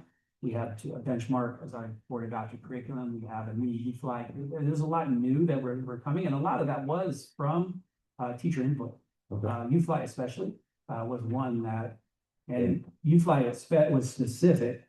IM was from more so many principles, like we need data to kind of work around what we need, so. And everyone's trained on how to use these programs? We're doing tons of training, yes. Okay. Yeah. Thank you. We'll do more, I've got to work in another one for youth lab, to catch more people. Further questions from Matt? I guess my follow-up question would be, just thinking about, looking at beginning, middle, and end of year and performance matters and some of those Yeah. things that you talked about. When can we expect an update on that? So great question. Our next assessment cycle will be in January. So I don't know that it'll be ready for the February board meeting, just in timing wise, maybe. That's a March for sure, but February would be when I would hope to turn it around quick. Yeah. So. Well, the idea being that everybody needs the data quickly, Yeah, right? absolutely. So they can act on it. So, Absolutely. yeah. Yeah, so January, our window ends. Yeah. In January, so it's basically just January Yeah. for all. And then we'll be able to do something like that. Okay, and then just one more thing, I know you mentioned sort of the development of that and working with the IS and the math team. I also think that one thing that is it gets a little more complicated is working on the elementary version of it, because it's not departmentalized, right? I can go to the math teachers and talk to the math teachers, right? So just wanting to make sure, I know you mentioned, you have a call on Friday and that kind of thing, and making sure that the teachers are sort of on board throughout that whole Oh, yeah. process of developing that assessment. Oh, it's gonna be strongly based on their feedback of what has worked and what has not worked with their program, for sure. Right. Mhm. Do you have anything further on this, Matt? Mhm. So next month, then we'll see the plan by school site, Yes, and then principals. spring district wide. Yep. Those will be the next opportunities for the board to weigh in on what we're doing to increase student achievement. With a maybe we went in February, with a mid-year kind of review of the. Do you have anything to add? No. Okay. All right, this is an informational item. We're not voting. Thank you, Matt, for putting that Thank you. together for us. It's my pleasure. All right, Enjoy. move on to item 14B, device policy update, another informational item, non-voting. This is Don. Thank you. Tonight, bringing forth an update on the policy development that a committee has been drafting together. And so I'd like to point you to the third slide. Sorry, next slide, slide above. Thank you. Number 3. We're gonna give it to me. That's fine.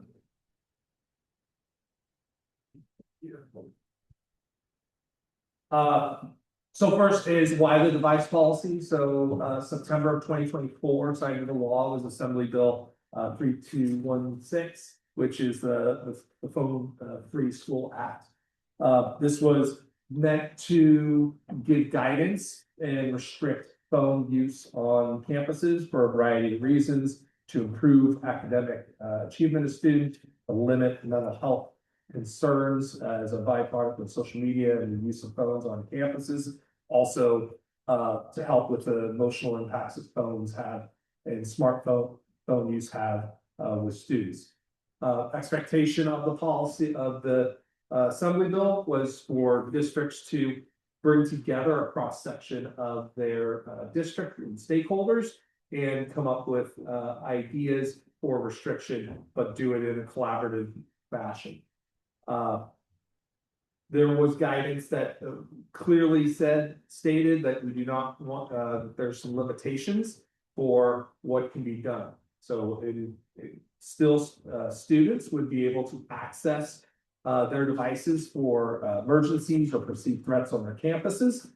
This would be a revision to a former policy and education code that allowed students to have phones and devices on campuses for safety purposes. So it's an update to that former education code.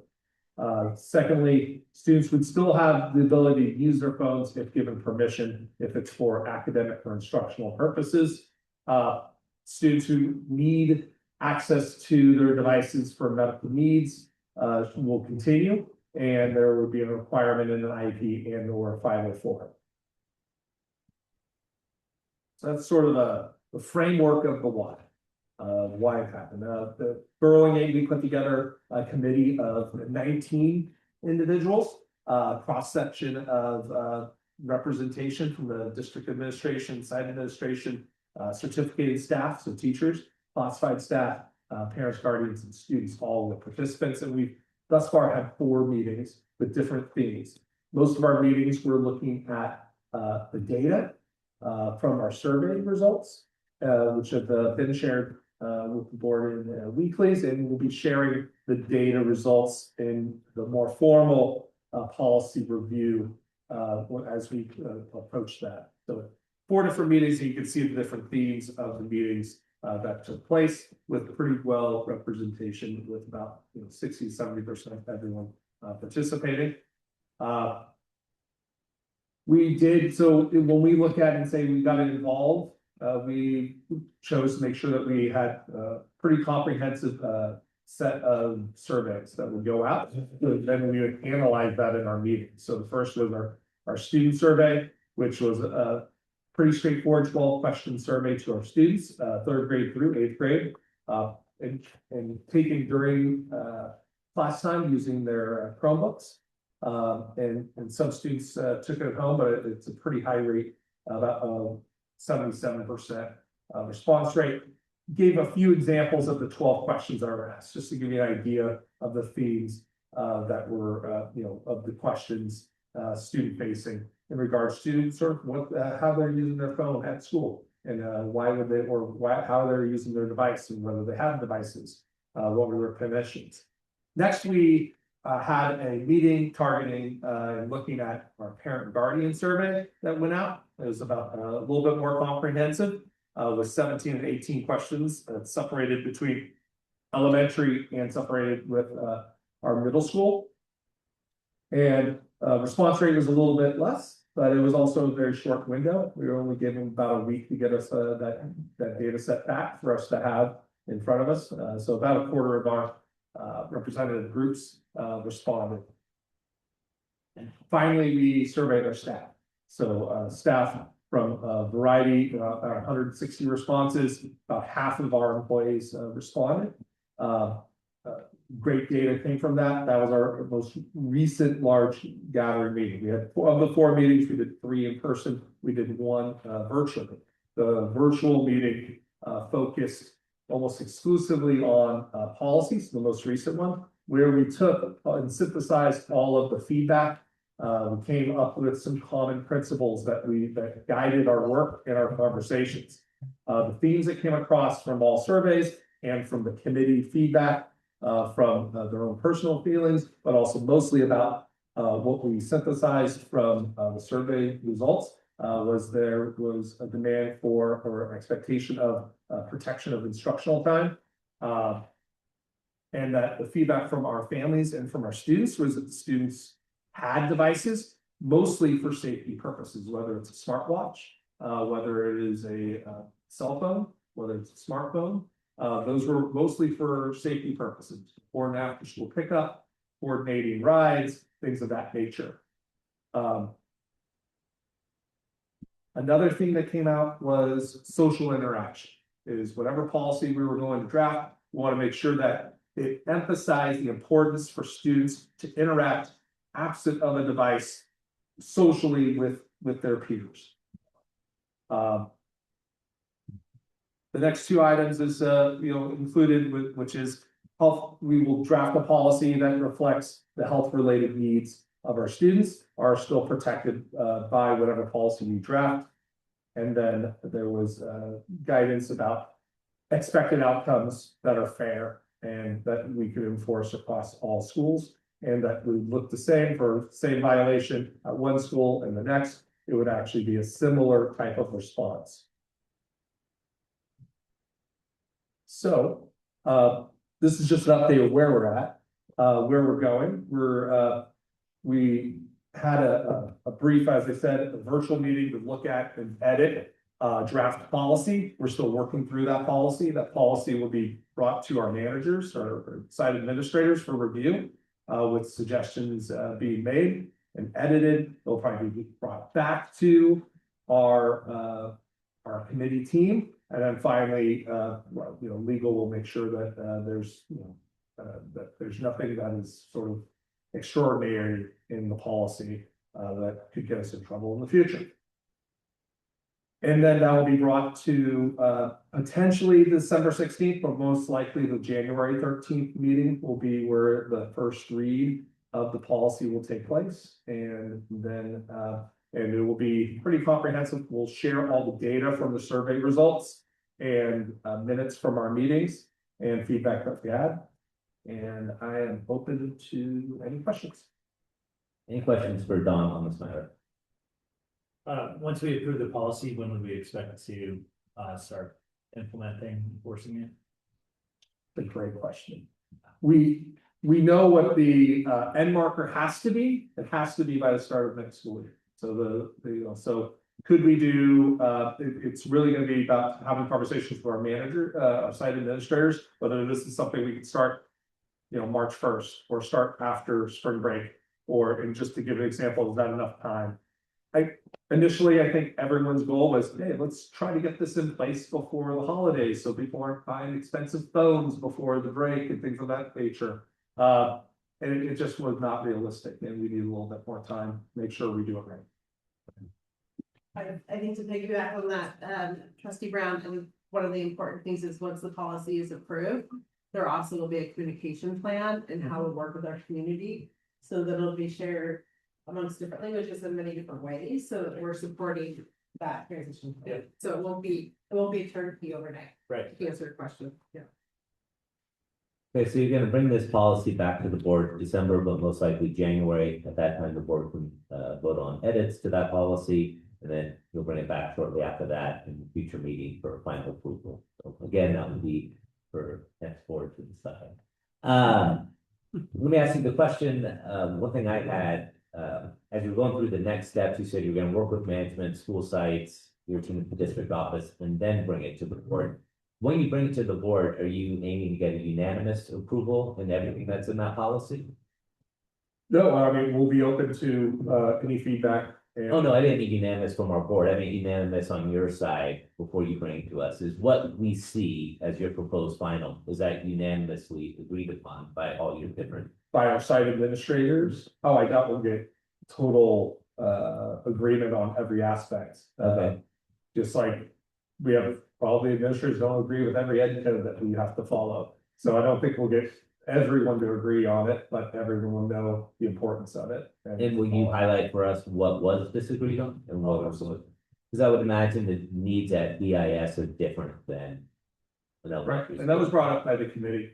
One of the things I did want to point out that on the committee, we did have Burlingame High School representation. So the Dr. Fong was on the committee for a few meetings and shared. One of her assistant principals also showed up to the meeting. So they were just looking at, obviously they have a vested interest because the policy, the high school district's going through the same process right now. And they have a vested interest in knowing that whatever policy we're adopting, they're gonna see potential limitations and restrictions, and students that are sort of used to a sort of a norm that would transition from middle school to high school. Similarly, elementary transitioning to BIS. Thank you. Are there further questions? Yeah, similar to how you're looking at policies at the district level, is there any discussion happening with other districts nearby about their policies at all, or is that entirely separate? Right, so part of the process was we took some school districts have already, because it's been since September of 24, some have already completed their policy and analysis in the spring of last year. So we've looked at Santa Clara Unified, which is probably Santa Clara Unified. There's about 3 or 4 other districts that have been pretty progressive. We've looked at those in the Bay Area. I have not gotten feedback from the high school district. I can present what I think they're heading towards. They're on a similar timeline, probably early spring for an adoption. And then we have not gathered information from some of the others, but it has come up in our student services, our county student services meetings. Everyone's sort of on a similar timeline. Most are probably angling to have this in place and then start the new school year with the policy in place.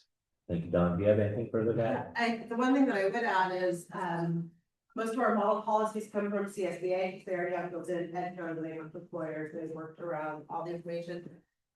We reached out to them today, and they already have a model policy around this too, so we extracted that to also use that as a basis. So there's already some state information for us to look at. All right, thank you, Don. This is an informational item, so we will not be voting, but as discussed, we'll see it soon enough. All right, we'll move on to item 15, human resources. Laura, to item first, the non-voting item, information only, teacher assignment monitoring outcomes presentation.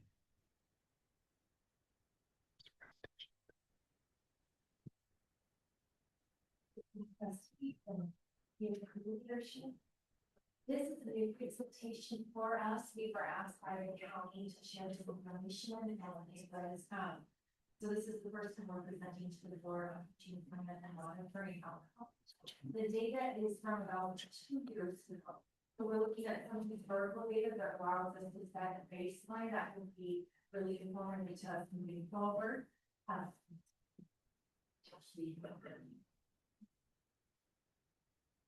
So I know you have had a chance to preview this, and really what this is looking at our trends and our progression in the district and ensuring that we have fully qualified educators in the classroom for their students as much as possible.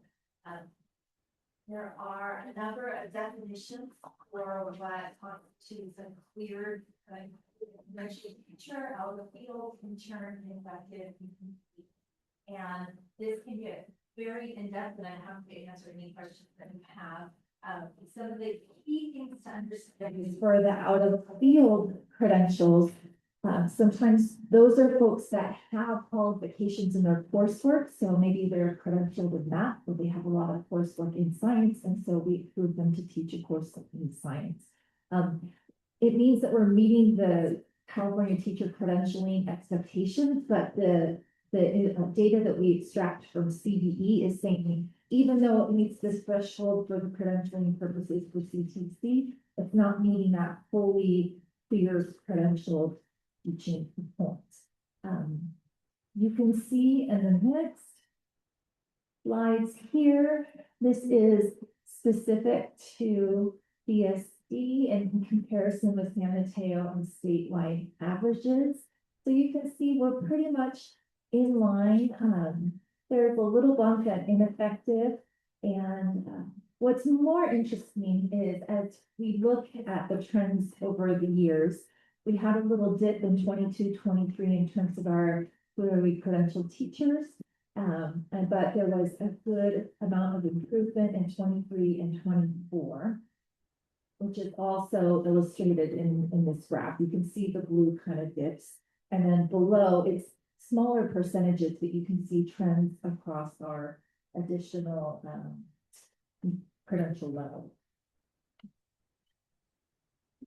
We outlined some positive and improving trends, which are there. I don't need to read them to you necessarily. And we also have outlined our growth opportunities. So working as of 23-24, working on ineffective assessments and out of field assignments, ineffective assignments. Overall, the takeaways here that I think are really critical is that this is creating a baseline for us to compare as we get more data in. These things, our hiring abilities can change year to year. This past year was an interesting year in that there was a lot of availability in teachers because some districts neighboring had a loss of staffing that made it more available for us on the peninsula to be able to hire. We always want to keep in mind, as hard as we work to hire folks as soon as possible at a fully credentialed level, there's always a few teachers at the end of the school year. So we do a lot. In fact, it will come up tonight with the early incentives that we try these strategies to know what people's plans are through the course of the year, but we always need to plan for a few people who might have changes at the end of the year. Whenever it's possible to hire as early as possible, that really makes a huge difference in us being able to pull in fully credentialed teachers. So that's really, really critical. I also want to acknowledge a few people who have been working with us. A part of this is how we code our classes, which has been a real deep dive for us and a real learning point. So I want to really thank Sue Barberini for her work with us. And I also want to thank the BIS admin team, Zach, Principal Hansel, Principal Land, and Dr. Williams, in collaborating with how we're coding our courses to make sure the credentials match really well. And then also working very, very closely with our county credentialing team. We talk to them constantly to really make sure we're aligning who we're placing in the classroom, how we're working through their credential. A lot of this goes into our university partnerships and setting up interns. And also I want to say that this has also been really powerful in working with Principal Fernandez Garcia, who is when we were able to bring the teachers over from Spain. That's another component of working through these credentialing pieces, but bringing in folks who are so qualified for their job. So those are the different components that we're working through and thinking through. And the goal is always to bring in the most qualified candidates possible whenever we have an opening. I'm happy to answer any questions that you might have. Trying to keep this succinct. Are there any questions for Laura? Did you say that it comes from the county? It's a combination, so it is information that comes back to us. It is a combination of information that's taken from CTC and analyzed by CDE as well. So it's a system called CAASPP, where we analyze every year the information that's coming in and coordinate the county and the folks evaluating to make sure that our information aligns with what we've said. It's very in-depth. So we're ultimately coding the teachers and the qualifications that they're telling us. Exactly. Like, did that match? Did we provide the information to qualify that? Was your course correct for that teacher? A big component is like their CLAD certification, their qualifications to teach English language learners. So one of the things we learned this year was going through all of our courses and making sure, especially at the middle school, is it integrated ELD or integrated or designated ELD? And if we don't set that up right, that can cause issues when we're analyzing the data later on in the year. So it's really been a team effort, and it's fascinating. If you ever want to spend more time, I'm happy to talk about it. Yeah, it was great. Thank you. As an informational item, so we'll move on. 15B, Committee on Assignment Procedures, which is voting items, also presented by Laura.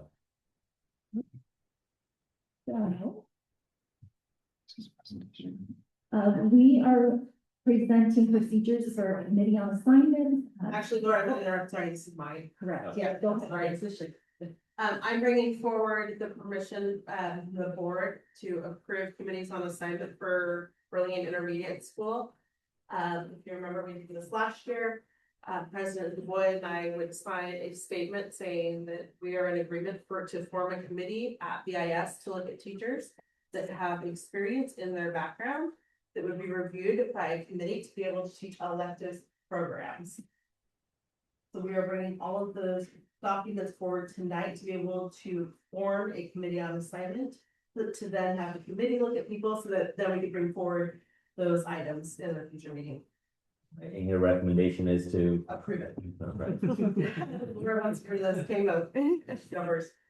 Real quick question, so this is the process we have to go through if we want to have electives taught by teachers who are knowledgeable, but not necessarily credentialed in that particular. You might have a teacher that wants to teach a gardening class and they have a large background in horticulture and have undergrad work.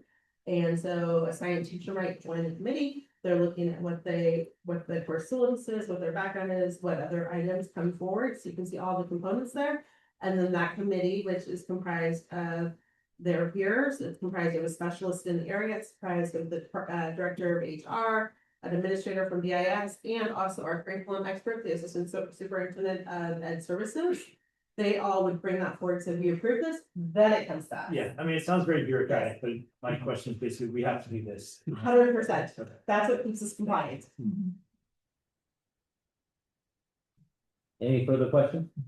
All right, Doug, you want to make a motion? Yeah, I'll make a motion, All motion to approve. right, Katie seconds, all those in favor? Alright. It's 5-0, thank you, Marla, thank you, Laura. All right, we'll move on to item 16A, administration. First item is the 2026 CSBA Delegate Assembly nominations. I bring this forward whenever there's an opportunity for us to move forward a person for a delegate nomination for CSBA. Should there be someone that you are interested in nominating? Disqualified. Anyone else like to nominate anyone? We have no nominations to offer you there. Thank you. Right, so we will move on then to item 2. All right, moving on to item 16B, interim board member appointment. So here's how this process will work. I'm going to invite Attorney Alana Montalban to join us. The reason for that is there's just a lot of legality requirements for these things and very easy not to know the scope of our authority here. So if we say you start doing anything that we're not allowed to do by using state laws, we will jump in. That's what the rules are. So just a brief recap then of how we came to this matter. As you know, I resigned from the board in September, effective November 19th, which is my last day as board member. You then at a subsequent meeting agreed to appoint the next member by appointment at this November meeting. Here today, we posted the position and began accepting applications. Eventually that window closed. We received 6 applications for candidates. And tonight we'll be selecting a trustee who will officially be sworn in at the December meeting. So mark your calendar for whoever that person is decided. So how it will work then logistically, Lana, correct me if I'm wrong. Each candidate will get 15 minutes. In those 15 minutes, I will ask them each the same questions they've already seen. They have 15 minutes to answer. Included in that 15 minutes, they can give a short introduction of themselves and closing the mark if they want. But we do have to keep it tight 15 minutes.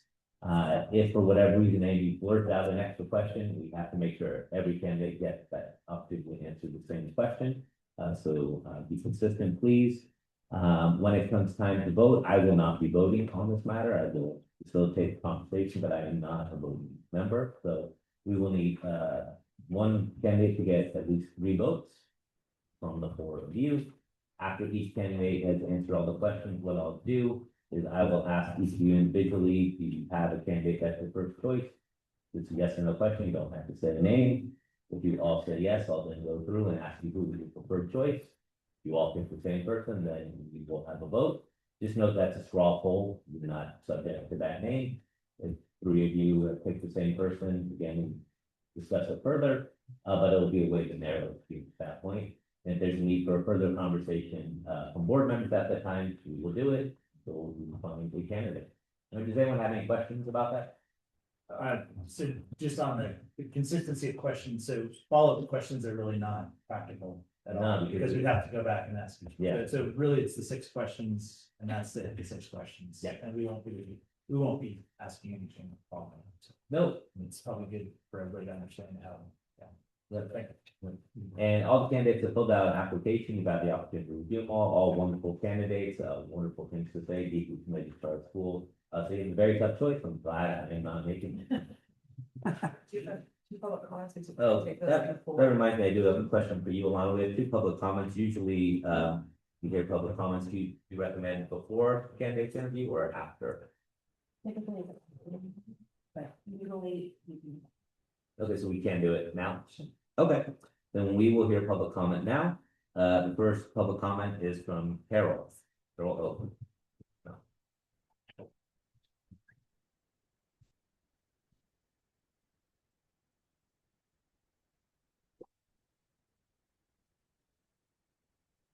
Hello. Good evening, board members. I'm a Burlingame School District parent, and in speaking with other parents, there are two common priorities that we want the new board member to help address. The first is persistent staffing issues at BIS. Classrooms are repeatedly left without qualified teachers, and long-term vacancies drag on for months. The burden often falls on an overstretched site administration and on teachers who are routinely give up their prep period. This is not sustainable and directly harms our students' education. We need the board and district leadership to make staffing feasibility an urgent priority. The second is greater transparency and accountability on district goals. Families and staff deserve to see the district's annual goals clearly laid out with measurable targets, quarterly public progress updates, and explicit evidence of how the board is holding leadership accountable for results. Real transparency builds trust and keeps everyone focused on outcomes that matter for our kids. Our students can't wait another year for stable teaching staff and leadership accountability. So I thank you for your time and for your commitment to our school. Thanks very much, Carol. The next comment is from Michelle. Michelle McKenna.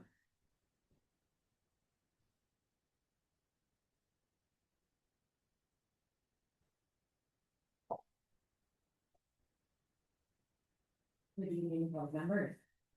Thank you for the opportunity to speak tonight. I'm a parent to Burlingame School District students, and I'm here to express my strong support for Nick Simons as a candidate to fill the open board seat. Nick is a Burlingame parent who cares deeply about public schools and believes that every student deserves an equitable, high-quality education. What sets Nick apart is not just his passion, but his consistent action. Last year, when our DLI program had several classrooms without teachers, Nick didn't sit on the sidelines. He came to board meetings, he engaged directly with district leadership. He followed up to ensure progress was being made. And he did all this even though his own children were not directly affected by these teacher shortages. He showed up because Burlingame students were affected, and to him, that was enough reason. That's the kind of community member that Nick is. Someone who listens, steps in when needed, and works collaboratively to solve problems. He cares deeply about our students, supports our teachers, and believes in strengthening our school system for everyone. Nick also brings valuable expertise. His understanding of educational policy, funding mechanisms, district level decision making equips him to contribute meaningfully on day one. He combines strategic thinking with a collaborative approach, qualities that are essential for an effective board member. The Burlingame School District would be fortunate to have someone with Nick's integrity, dedication, and insight serving on the board. Thanks. Thank you, Michelle. What would you be setting a timer or that? Here's the 15 minutes ago.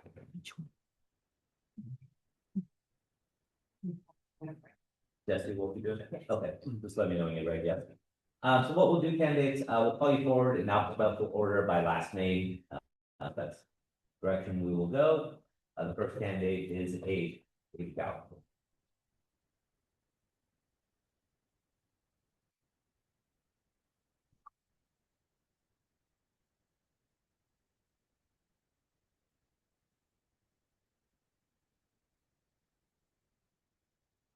1 second, they will look at the timer.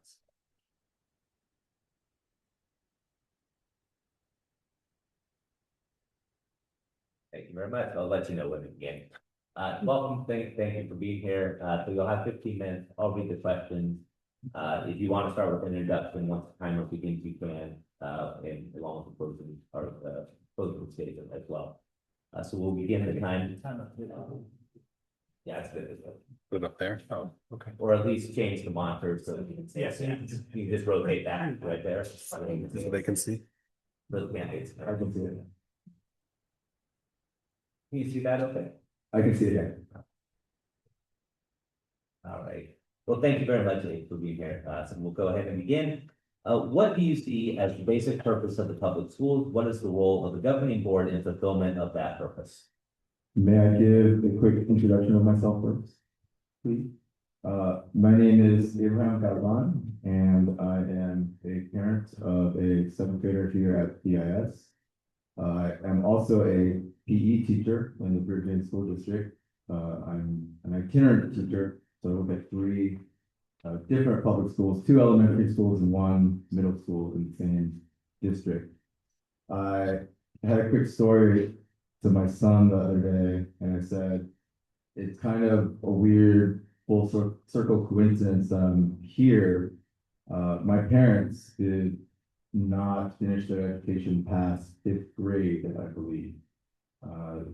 They had me born here in California, so I could become an American citizen, rather than being a Mexican-born citizen, and I take that role very seriously.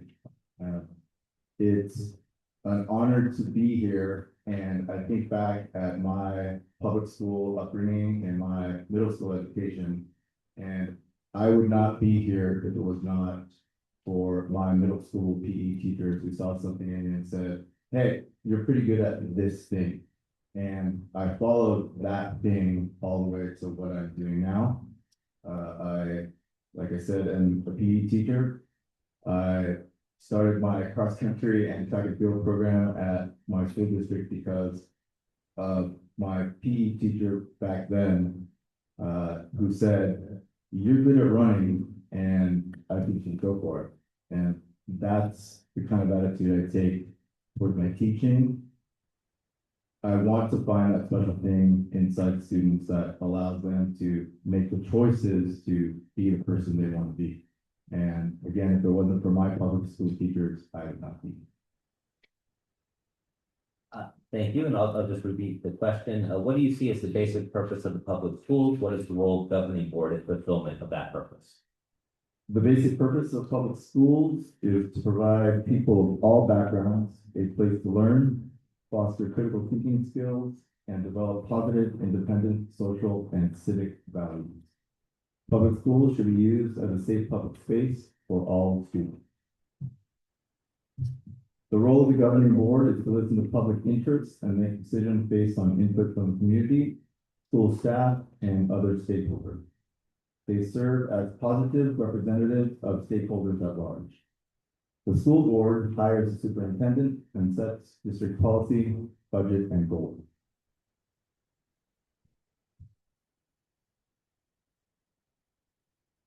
Thank you. What are you proud of in this district? What would you like to accomplish as a board member? What is your highest priority and why?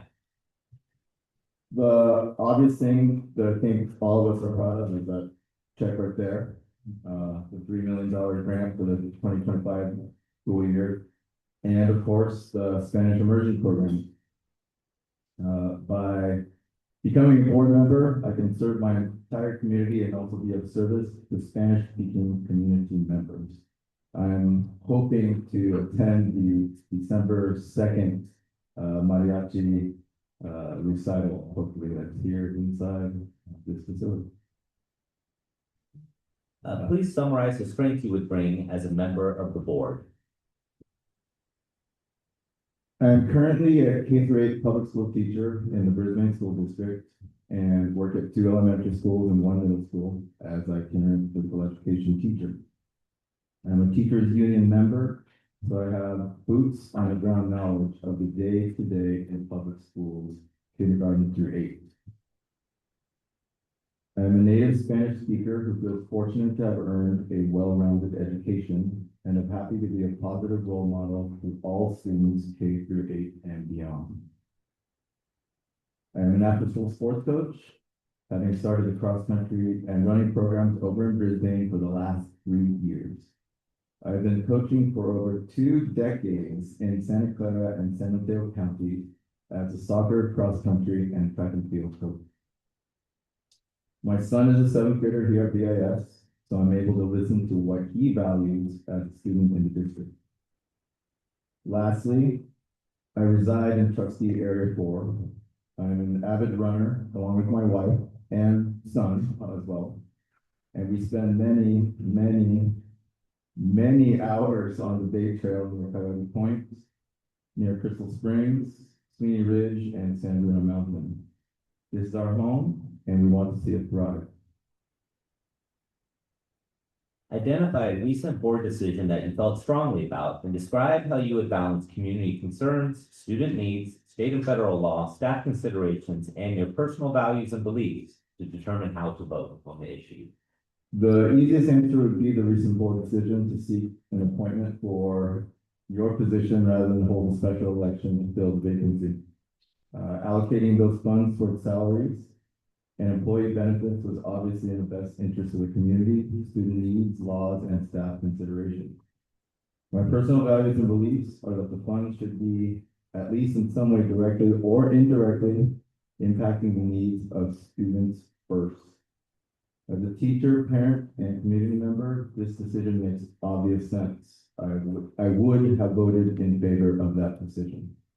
My best friend is a special education teacher in Portland, Oregon, and he works with moderate to severe population. And I do also remember there was a ask of the board to approve a student aid, I believe in September, for an extra instructional aid. And as someone who just earned their adaptive physical education credential and worked with students also who have special needs, it is that much more important to support not just our students, but our teachers as well, to give them the greatest opportunity to provide that success for students also. Describe your response if a parent cornered you in the grocery store and asked for your support on a particular hot issue. I thought a lot about this one. I hope I articulate it as well as I wrote it. This would probably happen at Molly Stone's. We don't go to Safeway as often as I probably should. But I would first introduce myself and tell them that it is my job to listen to all stakeholders. Then I would just simply listen. I would tell the parent that I'm a part of a board that helps make decisions in the best interest of the school district, and I would provide them with the next public board meeting dates.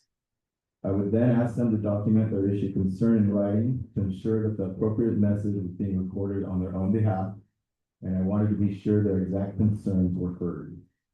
I would encourage the parents to attend a public board meeting if they wish their concern to be addressed the way all issues are addressed by the entire board. They would complete a blue request to address the board of trustees form at the meeting and be called upon to speak for 3 minutes on an agenda, non-agenda topic during the meeting or virtually. They could submit their written comment, or they could submit their written comment 24 hours before a meeting to be presented to the board. I would reiterate that I'm part of a group of caring adults that help make decisions for the district, not the only person who makes decisions. I would thank them for trusting me enough to approach me in public about an issue and assure them I would bring this concern to the board. Question 6. If you are selected for the board and your trustee area has vacancy for the election in November 2026, would you plan to run for election? Yes, I believe so. I do live in trustee area 4, and we are planning to have our son attend Burlingame High School. So I see myself up and down Carolyn Avenue for many, many years to come. Thank you. That's all the questions, but you do have time for any closing statements you'd like to give. I might have a few questions for you all. I pause you for a second. Alon, can you remind me, are we allowed to answer questions? Okay, please. More life questions, probably more than anything else. I grew up in a very supportive household. My mom and dad and sisters, even, I have two older sisters, would attend all my sporting events, and that means the world to me. That's something I tell my son. Every cross-country meet, basketball game, and track and field meet that he has participated in here at BIS, my mom and my sisters have also been to. What do you all do when one of your children has a huge sporting event that you really, really want to attend? Are you allowed to miss a part of the meeting for that school event, or how do you personally work around that familial obligation, family obligation? Let me answer. Sure. I think it's somewhat personal choice. I've missed those family times. I've gone to the board meeting instead. Yeah, I'd say usually because we have the schedule a year ahead, most of us try to make it, but people do miss meetings. I've missed a meeting. It does happen. Sometimes there's something that's so important, or to take it remotely, like for traveling, but we really, I think we all do try to prioritize, being here for the board meeting.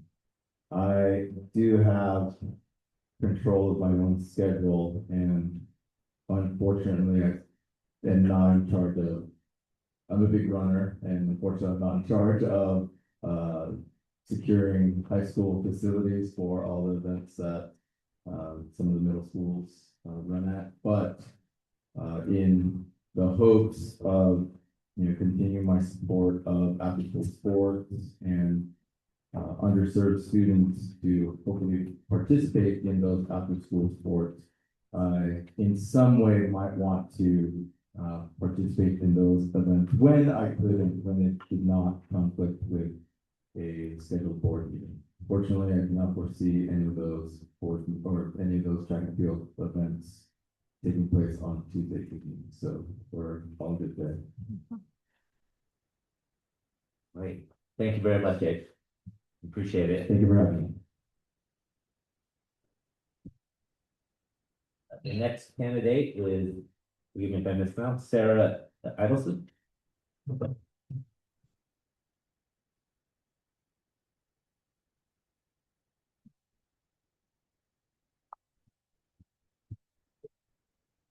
Welcome, Sarah. Thank you.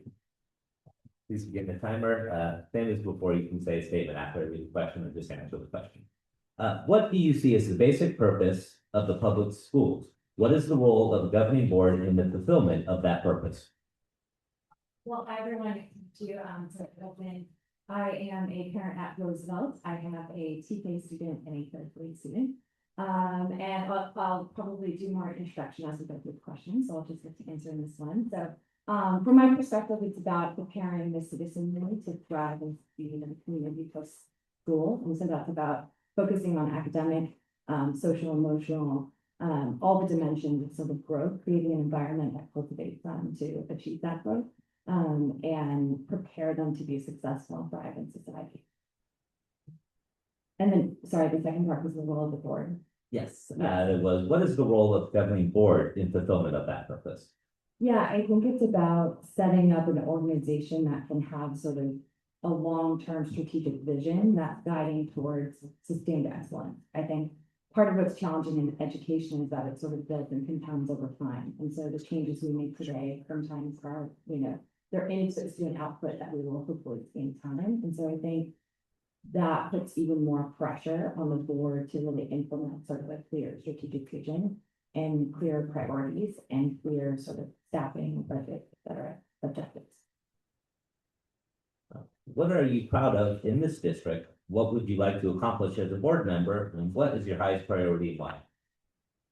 So I think proud of, I think that we have an incredibly engaged community and a really diverse community as well. And I think that that's something that many of our parents seek out.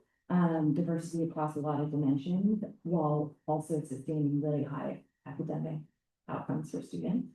I think has made Burlingame, in addition to our like great parks and all the rest, a destination that pulls from, further south on the peninsula, as well as pulls and attracts people from San Francisco. And I think a big part of that is actually having a fantastic school district. And I think for that to continue to be the case, it's a thing for us to sort of focus and invest in. Let's see what the district. Sorry, it's a multi-part question. Say it again. What are you most proud of in this district? What would you like to accomplish as a board member? And what is your highest priority in life? Yeah, maybe I'll go to the highest priority and come back to accomplish. I think highest priority is probably around the coupling of talent and budget. I think those are perennial issues within public education. And I think that a lot of the success comes from having great people, as I mentioned in some of the public comment. So much of the magic is what happens in the classroom between, teachers and students. And so being a place that can attract, retain, develop great educators, I think is that like the fundamental building block of what we do.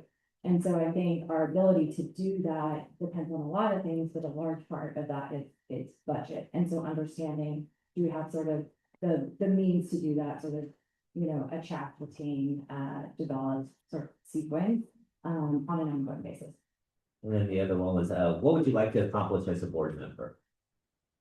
I think it would be feeling like there's that longevity of plan and that ultimately is leading to improved, student scores and student outcomes. Maybe I'm jumping ahead to the next question, but in terms of like the issue that comes up when you review like the recent approved budget, you see things that are fine on like a 3-year time horizon, but maybe won't work on a 10-year time horizon. And so figuring out how we're going to resolve those issues over time. I think setting us up to be in a position to really, it maybe sound trite, but to be among the great, the most accomplished or not most accomplished, but like highest achieving district. I want everyone to, when something comes up, like I say, and we all regularly ask, what are other districts? Who's seeing great, what are they doing? I want people to look to Burlingame and say, what is Burlingame doing? Because we're known for always being sort of cutting edge, making changes, and really moving numbers that matter and being really focused on the dimensions that matter. Please summarize the strengths you would bring as a member to the board. So, maybe just personally, having 2 young kids, I am really committed to, I feel like the work that we do in this room right now, will deeply affect their experience. But I think that that's probably true for most everyone who's here, but I think it's very personal. I think that, part of why I felt compelled to apply to the vacancy is I think I have a unique collection of experiences over my career that put me in a position to offer maybe a unique vantage point. So early in my career, I started as a consultant. I left consulting and joined the central office of the Chicago Public Schools. So I worked in the superintendent's office on a variety of issues. And it was really there that I saw how deeply challenging and complex these issues are, everything from early childhood education to, transportation. And that led me to pursue sort of education and leadership work, which in a bit of a right turn ended me up in early stage startups, starting with an ed tech company and then just sort of pure technology company. I now am an investor in technology, and so in my professional capacity on boards for those companies that they try and scale and build with scarce resources. And so I felt that in this moment where having an appreciation for education and having, built solutions with and alongside educators, as well as being sort of the for-profit land of helping, the small companies try and allocate scarce resources and build and thrive, within those constraints. And also having the purview of what's happening at the cutting edge of sort of technology and AI. I think one of the things I'm deeply concerned about is that the future that our students have to thrive within is so unknown to us right now because it's so dynamic. And so I think how we think about measuring their success and preparedness to thrive in society, it's a hard question to answer because the world they're entering is so dynamic. And we're seeing that in employment rates of students leaving incredible institutions. And so that, I think, is something that should sort of rock all of us to our core, any parent, if we're saying, you know, the things that sort of the social contract of if you were successful in school, you would then get a job and you would then be able to do all these things is a little bit uneasy. And so I think from my vantage point, working at sort of early stages of technology and seeing what's happening in that space, I would hope to bring some perspectives on both the future that our students are going to be entering, as well as potentially some opportunities for additional interventions or additional things we could do as a district to save costs or otherwise, you know, improve our operations. So a long answer, but it was a sense that I don't know that there's very many people that sort of have experiences that cross over from education, you know, board leadership, as well as exposure to what's happening in technology and implications for the world that our students will enter. And that made me feel like I should have this conversation in class. Identify a recent board decision that you felt strongly about and describe how you would balance community concerns, student needs, state and federal law, staff consideration, and your own personal values and beliefs to determine how to vote on the issue. Yeah, this is where I was kind of jumping ahead to sort of the budget, where I feel like the budget approved,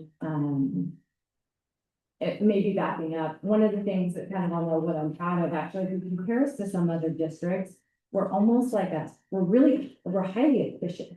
It's like for the dollars we deploy, our outcomes are impressive, but we have other sort of neighbors who have more dollars and maybe for the incremental dollar they don't get. That's a pretty impressive thing, you know, it's like high efficiency output on educational metrics. And so, but I feel like we need to have a sustained funding plan. It's amazing that we have great community involvement, but it also is probably something that's tenuous, right?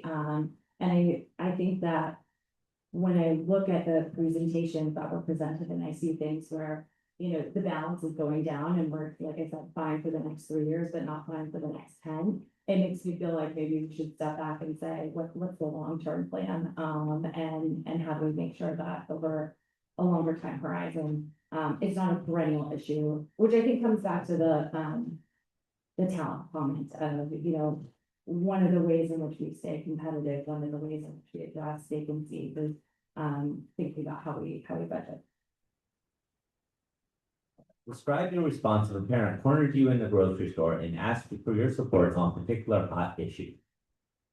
Yeah, I think I would echo the point of like, hopefully you're not signing up for this unless you want to be a conduit for feedback from the community. I think that is like an amazing thing that you all have been doing and do. And so I hope that I wouldn't have a, you know, 4-year-old, you know, tugging on my arm, and I could be very patiently, you know, hearing and receiving the feedback. I think I would also encourage them to submit either online or to come and be here such that I can, you know, essentially I've now heard their feedback, but I'd like for others in the community and others on the board to hear it as well. And encourage them to make their voice heard. I think what I wouldn't do is provide any obligation that I would, you know, side with them on the matter, because I think implicit in that is maybe you turn a corner and there's someone on the next aisle that wants to give you their opinion and in the other direction. And so I think part of the responsibility is to be a conduit for that feedback fully up until the time of the board meeting when you're hearing all the discussion and then can make a fully informed decision. But I would encourage them to express it more broadly. If you are selected for the board and your trustee area has a vacancy in the election of November 2026, would you plan to run for election? I believe I would. One of the things I think you guys have to consider, I understand, I don't think there is a vacancy in mind, and so I think you I understand if that's like a priority in this consideration, but if there was a vacancy, then I think I would. I still have a few minutes left. Do you have any closing comments for us? I think it would just be first, appreciation for what you all do and the time that you spend here and just a very, genuine expression of, both how I got into education, both my parents worked in education, and they were both in higher ed. I thought it was gonna be different by working in K-12. That's why I ended up in Chicago Public Schools.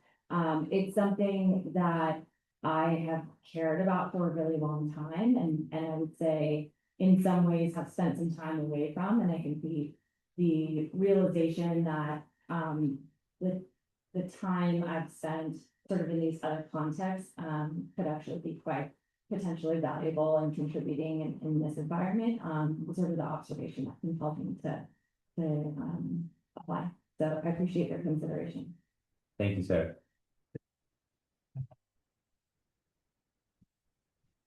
Right, the next board candidate is Sally Jones.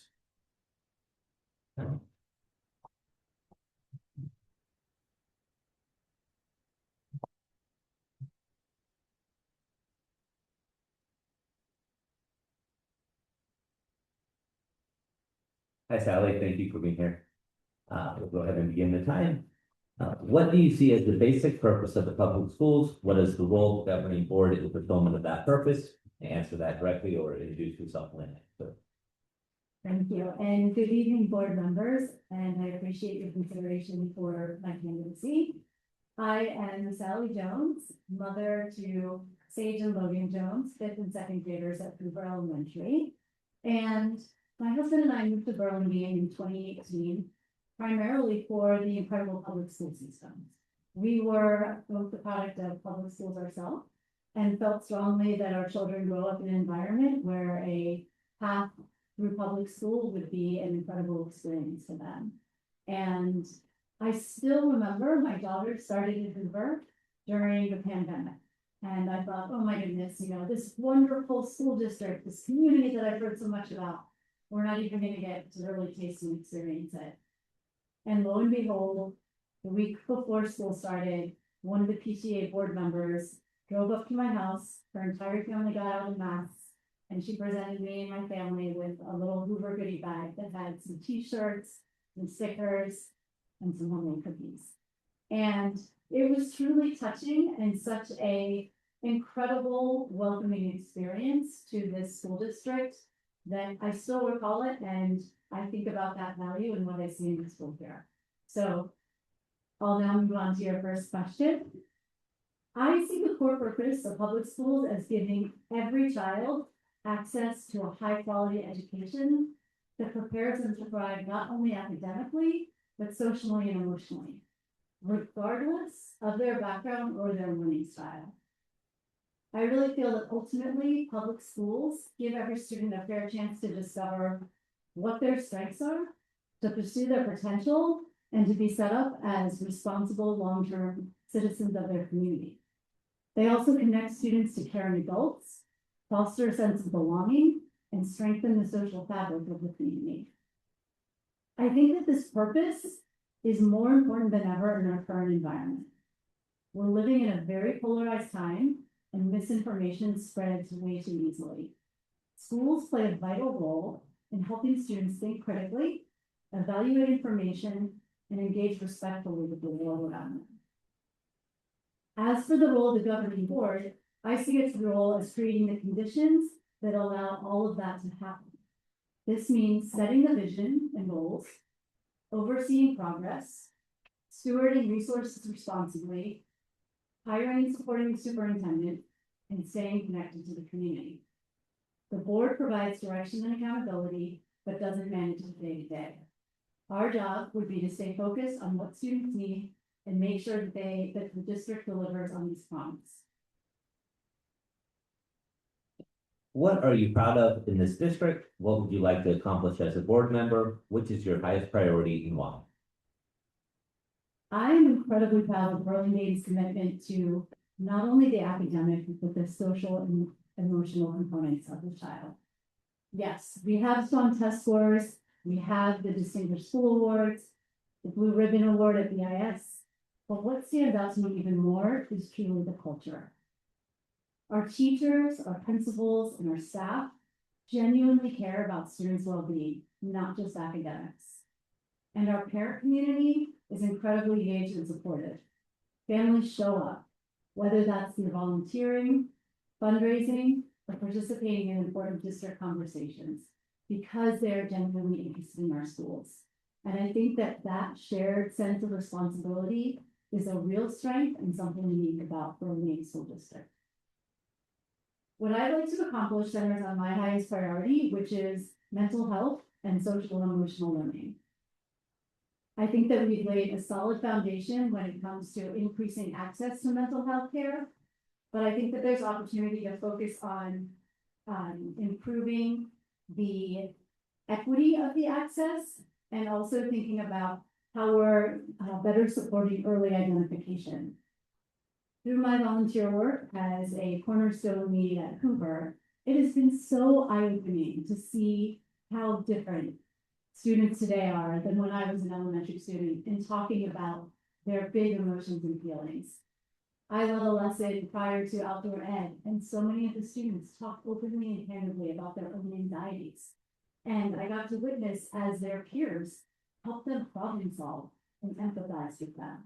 And that, was a really powerful experience.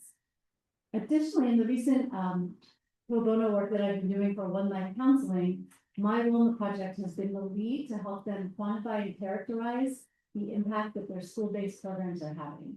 And that really opened my eyes to how mental health has to be the foundation. Students simply can't thrive if they're not feeling a sense of belonging and feeling safe and secure. So 2 goals of mine would be in this area would be first to strengthen early identification. I think that there could be consistent district-wide aligned mental health identification and referral systems that would allow students with emerging social, emotional, or behavioral needs to be connected to support earlier and more equitably. And I think that right now, it's my understanding that SEL and behavioral interventions vary by site. The second goal would be to increase equitable access to mental health services. I know from the LCAP that there are disparities in access to support, and we know that particularly English learners and students with disabilities, as well as socioeconomically disadvantaged students, often only have access to these types of supports through the school system. So I think I would really want to take a look at whether we're deploying resources as equitably as possible to support those needs.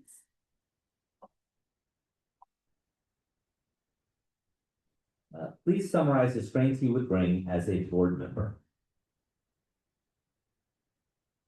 As a seasoned professional with over 20 years of experience, and as someone who has served on large nonprofit boards, I bring 3 key strengths. The first is a strong strategic mindset. With proven leadership experience, I'm used to asking the right questions, clarifying the why, and looking across data and perspectives to find effective solutions. I stay focused on outcomes, but I'm able to pivot when something isn't working. The second skill that I would bring to this board is my influential communication skills. So much of my work has been leading without a formal point of authority, and I'm well versed at influencing others, navigating tough conversations, and bringing people together behind a shared vision. The last skill that I would love to bring to this board is being part of high-performing teams. I am consistently known as someone who encourages diverse perspectives and who elevates conversations so that collective thinking across teams can lead to better decision-making and better outcomes.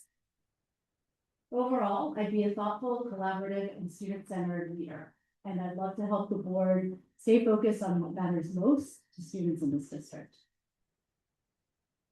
Identify a recent board decision that you felt strongly about and describe how you would balance community concerns, student needs, state and federal law, staff considerations, and your personal values and beliefs to determine how to vote on the issue. A recent decision that caught my attention was the 2024 increase in the developer fees. That decision stood out to me because it really highlights the larger and more pervasive challenges that this district faces around funding. something that I learned when I was preparing for this process was that California ranks 41st in its per student spend. And thanks to BCE, I know that Burlingame is second to last across San Mateo County when it comes to per student spend. So it really underscored for me how critical it is that we pursue every viable funding source and do so in a responsible way. So in thinking about the developer fee decision, I thought that the board took a really balanced approach. On the one hand, we need to think about there are funds needed to update and modernize school facilities, and those are spaces that directly impact students' learning environment and their ability to thrive. On the other, I know that there are concerns from developers and the business community about rising costs.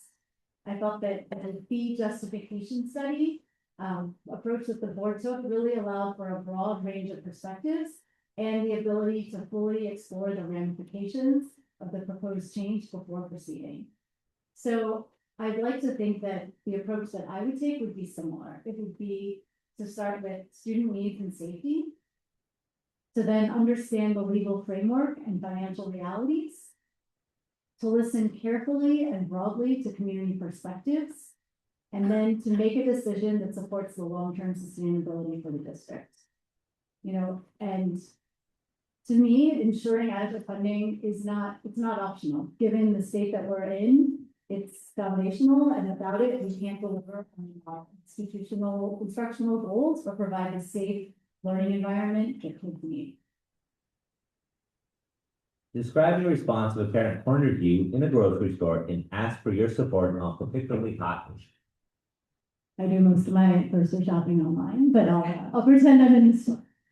So I would really start by listening. I think first and foremost, it's so important for parents to feel understood. This is obviously something that's impacting them, it's impacting their children. And a lot of times people just want to know that someone is truly listening to them. I think from there, I would try to empathize. Empathy goes a long way. And I think when you're able to suspend judgment and put yourself in someone else's shoes, it allows you to think with a different perspective. I'd also like to, I try to incorporate a few clarifying questions so I could better understand their root problem and what they were hoping for as far as resolution or bringing this to my attention. I think from there, a really important step would be that as a board member, I need to clarify that it's critical for me to hear all perspectives and to consider legal requirements, district policies, and the broader community, not just one conversation in a casual setting. I think depending on the nature of their comment or feedback, I would potentially encourage them to share their viewpoint at a board meeting if appropriate, or through the proper channels so that it could be a part of the full public process. I think at the end of the day, my goal would be to treat them with respect, to acknowledge that what they're feeling is real, but to also keep the boundary very clear between what I can do as an individual and what my role would be as a board member. If you are selected for the board and your trustee area has a vacancy in the election in November 2026, would you plan to run for election? Yes, I would. I currently reside in trustee area 1, and I would be interested in this as a long-term possibility. So 2 minutes left. Would you like to share any closing thoughts with us?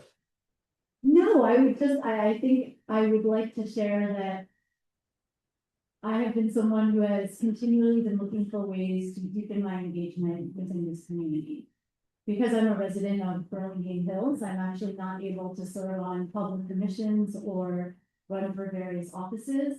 And this, the BSD board option was something that had been identified for me a while back, and I thought about and continue to think about and see the critical nature that the school environment plays in shaping my own kids' experience of Burlingame.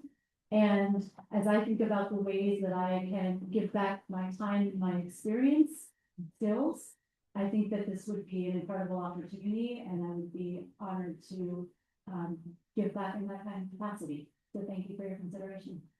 Thank you, Sally. Our next candidate is Brian McLaughlin.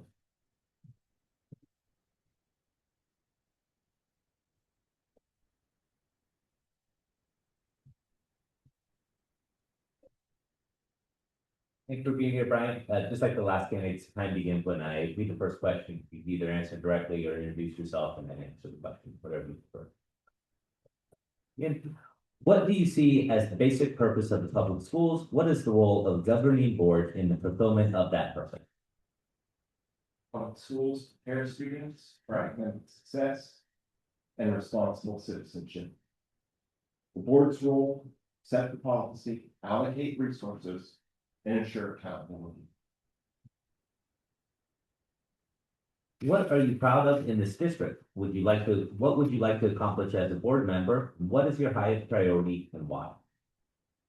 I am proud of dedicated teaching staff and a supportive community. My highest priority, and the reason that I sit here today, is we have a teaching staffing problem. Each year, we start the school year with multiple positions unfilled. We have a contractual promise to the Burlingame Education Association, our teachers union. We have a contractual promise. I'll give you the numbers for BIS. It's approximately 48 teachers, excluding music and specialists. We don't fill that promise. Year after year, on the first day of school, multiple of those spots are unfilled. We have a rotating parade of substitute teachers. We have students that are losing out on learning. We have reduced teacher morale. We have frustrated parents. I want to change that. And I want to join the board of you. And I want us to fix that. And I know that we can. There's multiple avenues that we can take to resolve this. And it's strength. It's not just about money. It's about being strategic. We have to recognize we offer just average teacher salaries for the county. And so we've got to be optimally strategic. We have to have all our bureaucratic paperwork taken care of at the start of the year. And so when we go to the big county teacher recruitment fair, we've got to be prepared on March 15th to hand offers to the very best candidates, just as our head HR said. We want to get the best candidates, and we can't offer the best salaries. So we've got to be strategic and offer everything else we can. The second item is with the teachers that we're lucky enough to hire and retain, we can do more. And number one is staff wellness. And I want staff wellness to be more than just a word in our board policy. I want it to be something that's quantitative, that we measure, and that we continually seek to improve upon. Please summarize the strengths you would bring as a member of the board. Number one, I care. Number two, I'm data-driven and clever.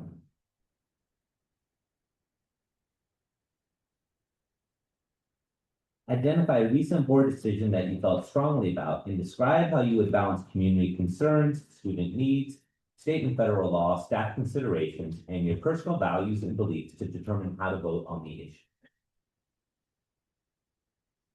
The recent decision that I care most deeply about is the 2025-2026 budget. The problem is that the budget allocates a far more increasing amount of money for the district office on a percentage basis as opposed to classroom instruction.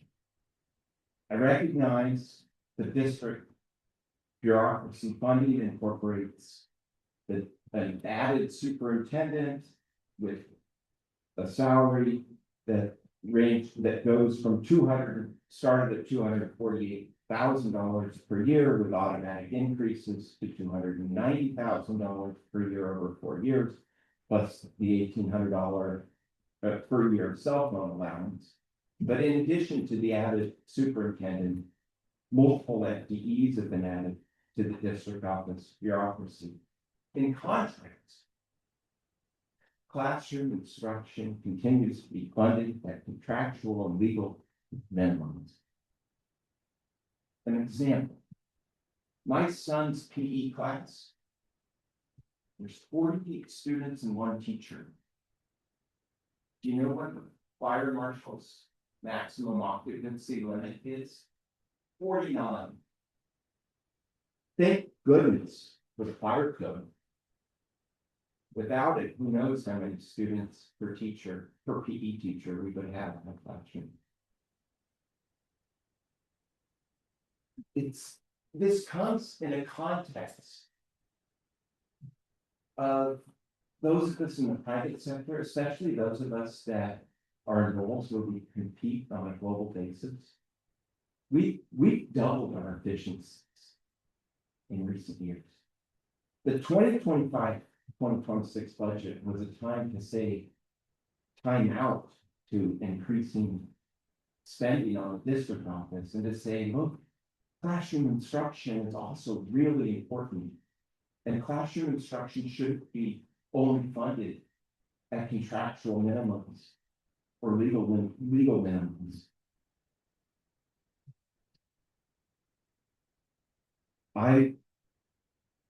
As included in your statement, community concerns, student needs, putting classroom instruction is consistent with student needs, community concern, and aligns with staff consideration and that as well.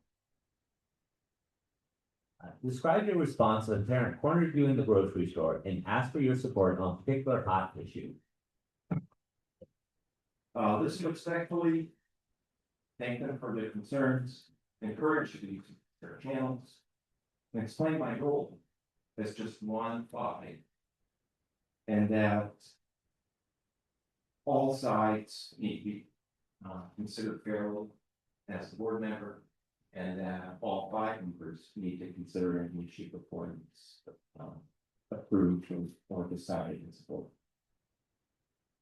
If you are selected for the board and your trustee area has a vacancy for the election in November 2026, would you plan to run for election?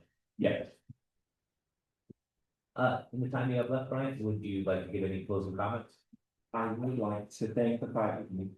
I know that you give a lot of time beyond what is publicly facing. It's a huge number of hours, I recognize that, and it's a commitment, and it's a great pleasure to know the 5 of you and that all that you give to the community. And so I honestly deeply thank you. And I know I disagree with you sometimes, but I still sincerely thank you for your service to the community. Thank you. Thank you, Brian. And the next candidate is Nick.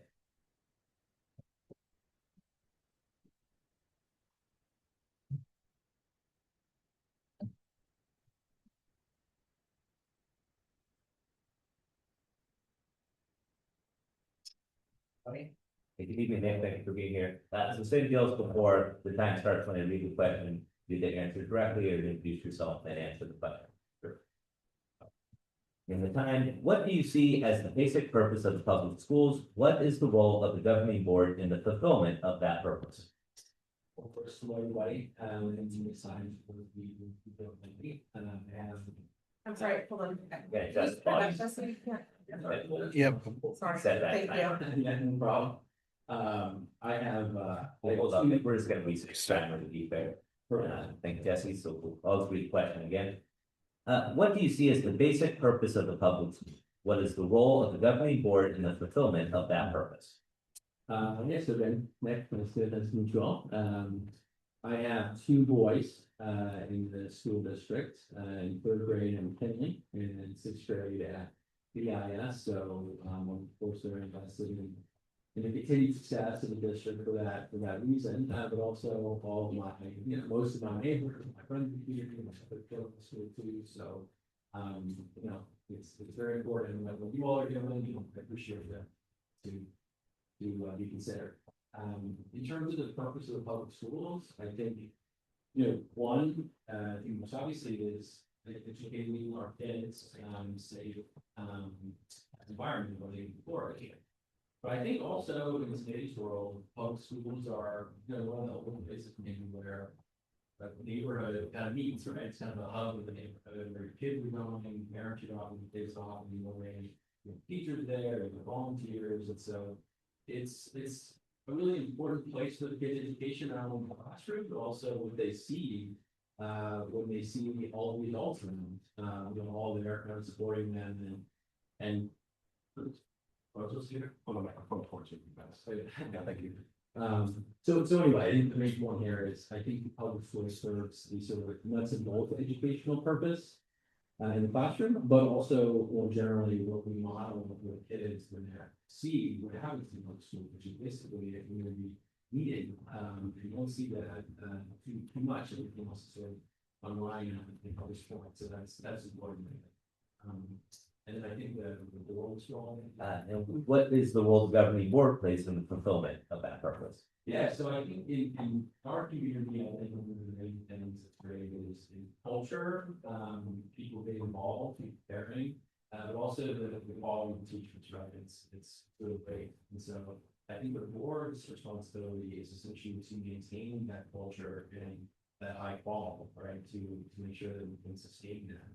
And so, yeah, that goes what others said. I think very important thing to touch on, ensuring that we have all the teachers in the classrooms at the beginning of each year, and then team the excellent teachers that we have in the district. What are you proud of in this district? What would you like to accomplish as a board member? What is your highest priority and why? I'm most proud of the district beyond sort of the community culture is the ambition of the district, the DLI program. The DLI program is not something that's required. The DLI program, as I understand it, is some people who are very invested in this great idea, put a lot of effort into creating this wonderful program that attracts a lot of people to the district. It's a unique thing about the district. And so I think that that's something that I'm really proud of my kids are a part of. And I'm just thankful that I know a group of people committed to creating it and sustaining it. And so I think that's the number one thing that I'm proud of as a young parent. Please summarize the strengths you would bring as a member of the board. So I'm a lawyer. I spent time at the county counsel's office. During that time, I represented committees and boards. And so I have familiarity with the way that it works generally. I think that's helpful, but I think beyond that, and what I do a lot now is negotiations in difficult circumstances. And so I think a lot of times, not all the time, of course, but some more contested issues, let's say, that an issue comes to the board, they're difficult, right? And I think that I am good at reaching consensus in those circumstances, in difficult circumstances. And so I would like to think that one thing that we can do is bring that skill set to the board, both formally, when we're having meetings public, but also when people come up to board members and talk to them about their concerns, whether it be a teacher or a member of a parent, listening to them and then taking those concerns and having constructive conversations among the board about how to address those, I think is something that I would do well. Identify a recent board decision that you felt strongly about and describe how you have balanced community concerns, student needs, state and federal law, staff considerations, and your personal values and beliefs to determine how to vote on the issue. So I would say there's two, fairly recent board actions that have more than that. One is having the vice principal, and the other is having, right, we don't have the formal name of it, but a floating DLI teacher, and that would sort of support the permanent teachers. And I raise those because I think it's really good examples of structural things that the board can do that are practical to really help when a need presents itself. So the vice principal, we have a bigger elementary school generally, and I think it just was something that they were in sense to add some administrative structure over there. The floating assisting supporting teacher, I think was great because look, obviously a lot of people have talked about having these concerns about teachers. The shortage of teachers or lack of teachers in the classroom sometimes, and the lack of continuity that presents for kids, right? The floating teacher, supporting teacher is excellent, right? Because one, it's helping the teachers, but two, when we did have vacancy, that person and that experience, wonderful teacher was there to fill that role. And so it's like a backup, right? And so it serves two purposes, and it's an example, I think, of a creative thing, practical thing that the board can do to solve or at least address some of these problems. Do you think it's easy in some ways from the outside to criticize we have to have teachers, and I get it, and I think we do. We need to work to do that, but as part of the role that I played in talking with the superintendent, you recently about vacancies in the I program, I realized is it's not sometimes that people aren't doing what they're supposed to be doing with limits, right? There's federal laws, there's state laws, there's things that have to abide by. So I think first we need to recognize what those are, and have a really good grasp of those, be creative when we can. But once you realize what those are, those limits, then you look into the role possible, right? You try to be as flexible as you can in the role possible to address these problems. And I think that the supportive teacher in the DLI program is a really good example of creatively having flexibility, using flexibility rather in the role possible to address the teacher shortage issues. Describe your response to a parent cornered you in the grocery store and asked for your support on a particularly hot issue. Yeah, so I think, like others have said, I think you're listening mode, right? You want to listen to what they're saying, you want to do it yourself. At the same time, I don't think I want to be really rigid in that circumstance. Like, the parent said, people are coming to you because this is something that they really obviously have thought a lot about. It's very meaningful to them. And so I want to be empathetic to them. I want to know, look, we're going to do what we can to address this. I would want to then maybe set up a meeting where I can listen to them in another setting in another grocery store. And before I do that, I think I want to know, having talked to the superintendent about this, having talked to other board members about this, and then I would likely want to talk to the superintendent and ask, okay, what's the situation with this particular issue? Where are we in this? And so I get a little more context before, just kind of having a free-flowing conversation with the grocery store. If you are selected for the board and your trustee area has a vacancy for the election in November 2026, would you plan to run for election? Truth is, I don't know, right? I mean, I think it would depend on who if there's someone else who's on the board who's in that district, who I think is excellent. I don't think that I need to run against them necessarily. And I think I'd want to see how the Continental Board went and what it was like. If I was, a continuing good fit after this year. So I have to see. Do you have any closing comments for us? Just want to thank everybody. I appreciate the opportunity to talk to you tonight. And yeah, thanks. Thank you, Nick. Right, the next, the sixth and final candidate is the monthly students.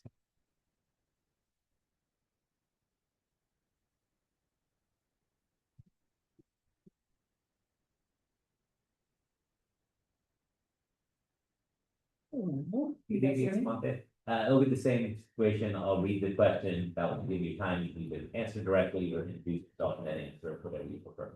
Okay. Okay, we begin the time. What do you see as the basic purpose of the public schools? What is the role of the governing board in the fulfillment of that purpose? Great. So I'm Samantha Stevens. My husband and I have two boys, two very energetic and exhausting boys.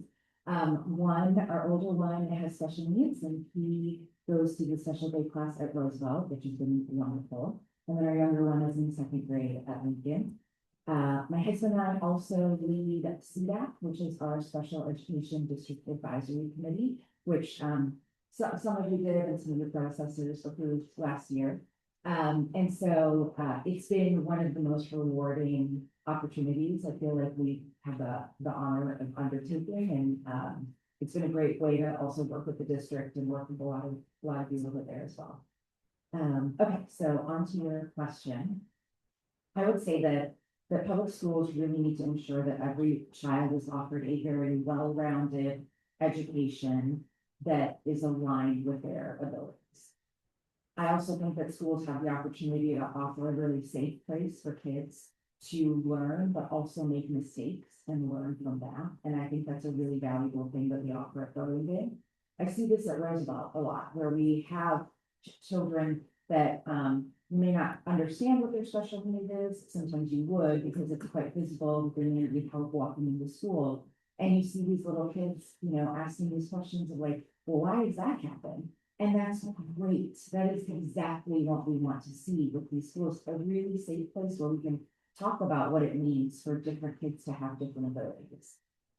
So I personally think that that's a really huge purpose of public schools, and it's something we do great here. In terms of the governing board, I think it's our duty to really educate ourselves, not only with the board documents, with the policies, getting input from community members, and then finally making sure there's a loop back, making sure that all of these important decisions that we're making as a group come back to the mission of the district. What are you proud of in this district? What would you like to accomplish as a board member? What is your highest priority and why? Okay, so I wrote this before this meeting, but the mariachi band is one of my huge things that I'm really proud of. I think that Gigi has done an incredible job. I also think I'm really proud of the district's public love of our communities. You see that with mariachi, you see that with the Ramadan meals that they did. And it's these really in touch, wonderful ways for to embrace these communities. And I just think it's a huge win for all of us. In terms of what I want to accomplish, I really want to join the group in creating institutional knowledge, in creating stability, and long-term dedication to the board. I think in previous years, we've had really long-term members, and I think that's really helpful. I think it shows that we're all doing the work. We're also harkening back to previous years' decisions and kind of looping back to say, well, what happened there, those kind of things. And so I really want to, an accomplishment would be to be a really invested member for the long term. And then the highest priority, I'd say, is to ensure that our families who come from diverse socioeconomic backgrounds are fully supported. So that could be a Spanish-speaking student who just needs Spanish language material. It could be a child with special needs who needs certain accommodations within the classroom. It could also be a parent who just doesn't, because of work, doesn't have the ability to be involved in the PTA. These are some of these things that we've worked on in CDAP, and I'd like to see those as kind of through lines into the board. Please summarize the strengths you would bring as a member of the board. Great.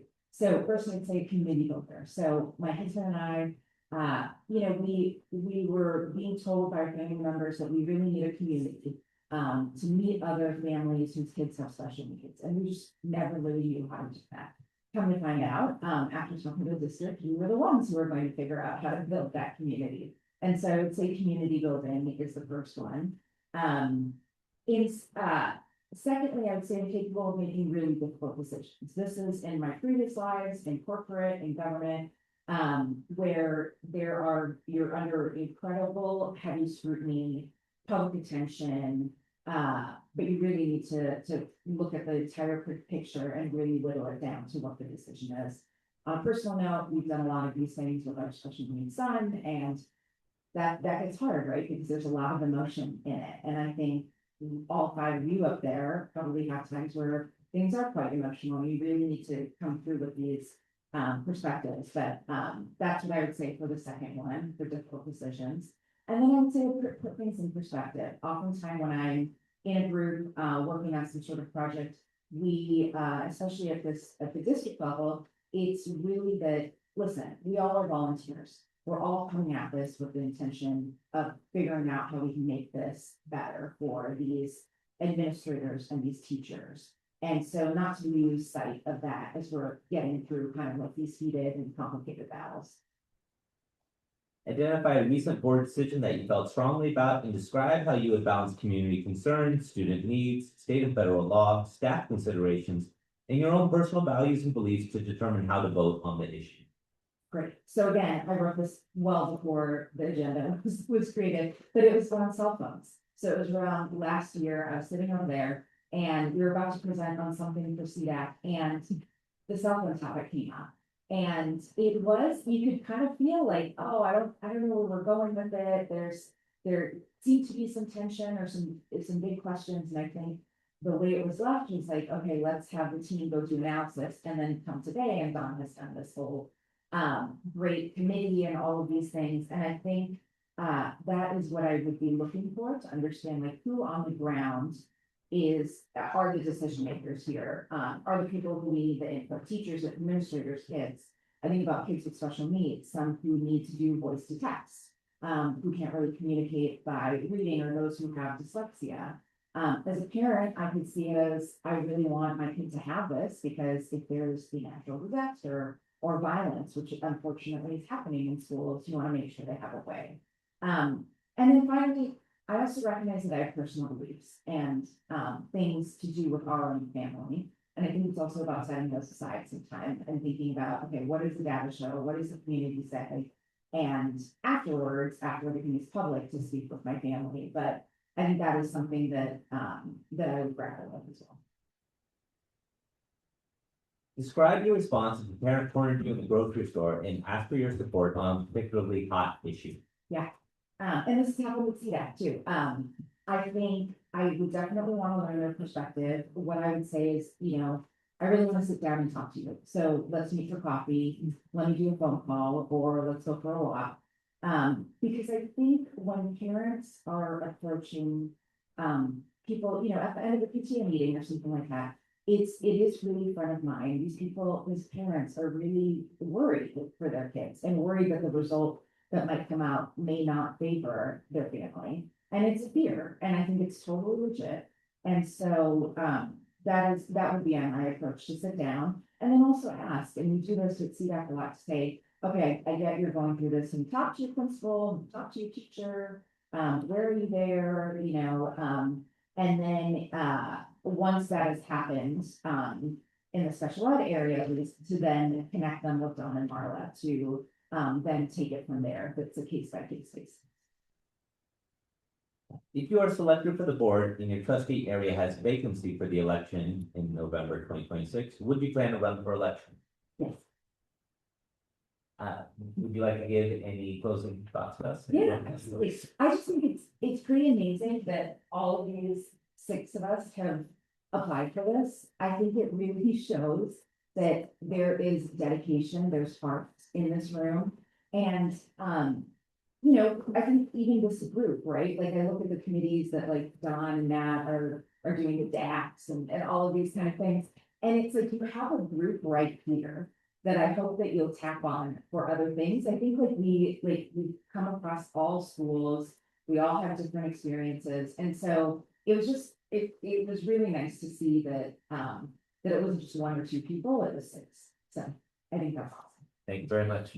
Thanks, Monte. Thank you to everyone that stepped forward. I echo those thoughts. District is very lucky to have this candidate. Could you just give one more? Now that they've all spoken. Sure. Sure. Is there anyone else who would like to come forward with a public comment? Oh, please come forward. Get an opportunity to fill out the blue cards for us. If not, I'm sorry. Sunshine, before you leave, can you just fill one out and drop it for us? Absolutely. Thank you. Yeah, where can I go? It's at the back, on that little stand right there by the door, right where my eyes pointing. Thank you. So I'm Sunshine Dean. I teach math here at BIS. And I'm looking at slide 14 of Matt's presentation on CAASPP data. I'm sorry, is this a comment on the board candidates or is it? Oh, I'm sorry. I thought you said public comment. Oh, yeah, no, Oh, sorry. yeah, no, I was not clear, it was my fault. Maybe, is there anyone that would like a public comment on any of the board candidates with? There, no, we'd love to hear your comment. I apologize, I was not clear. Is there anyone that has a public comment on any of the board candidates? If you no comments, we would close the public comment portion. That comes up. I'd like to thank everyone again for coming out. Really appreciate it. Very lucky to have you. Obviously, only one person will be chosen. I would encourage the other 5 folks, if you're interested, please continue. The board history is full of members that tried out, were not appointed, and either were elected or appointed in a subsequent manner in the next year or two. And there are great opportunities at the school for committee. Several of us up here have gone through exactly what you did, so we know how challenging it is. So thank you again, everyone, for applying. So the way the process will work again is I'll just ask you individually if you have a candidate that you're ranking first choice. You don't need to say any specific questions, and we'll see where we are. So Doug, I'll start with you. Do you have a candidate that you would rank as first choice? I don't yet, but give me a couple minutes. Yeah, I think it'd be, at least for me, it would be useful to have a few minutes to.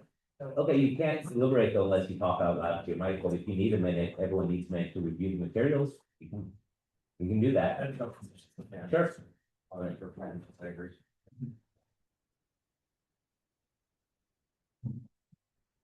Yes.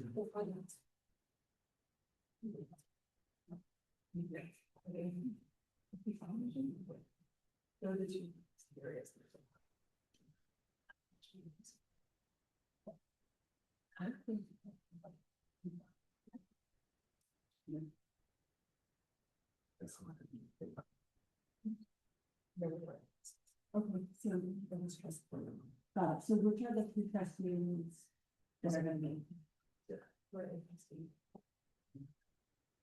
One. It's not going to help from science.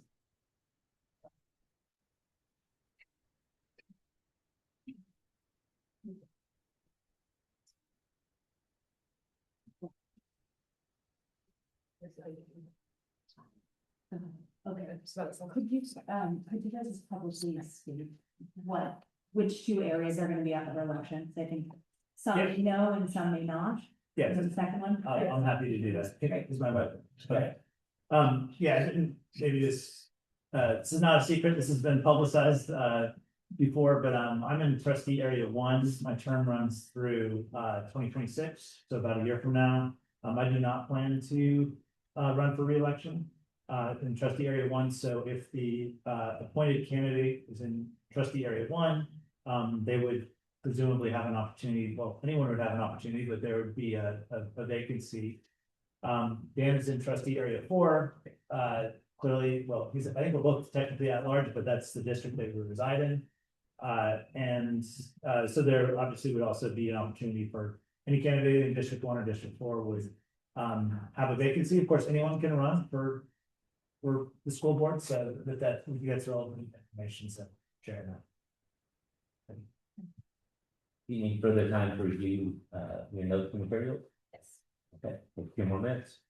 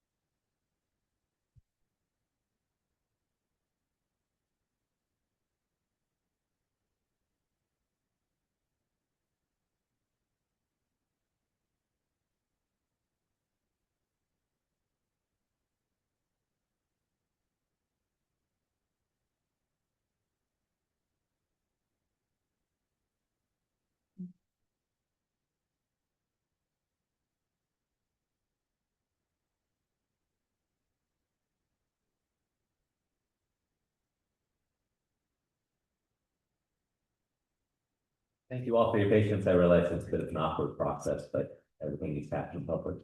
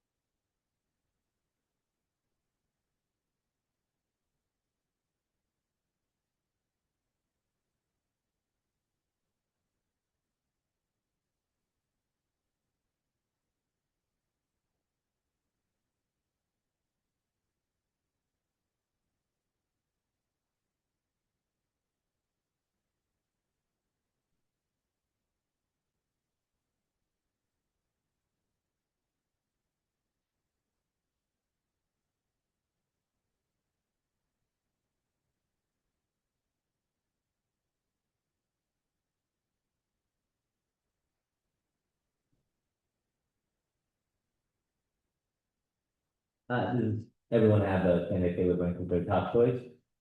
So just the one time. Doug, do you have a candidate you rank as your top choice? Yes or no question? Yes. All right.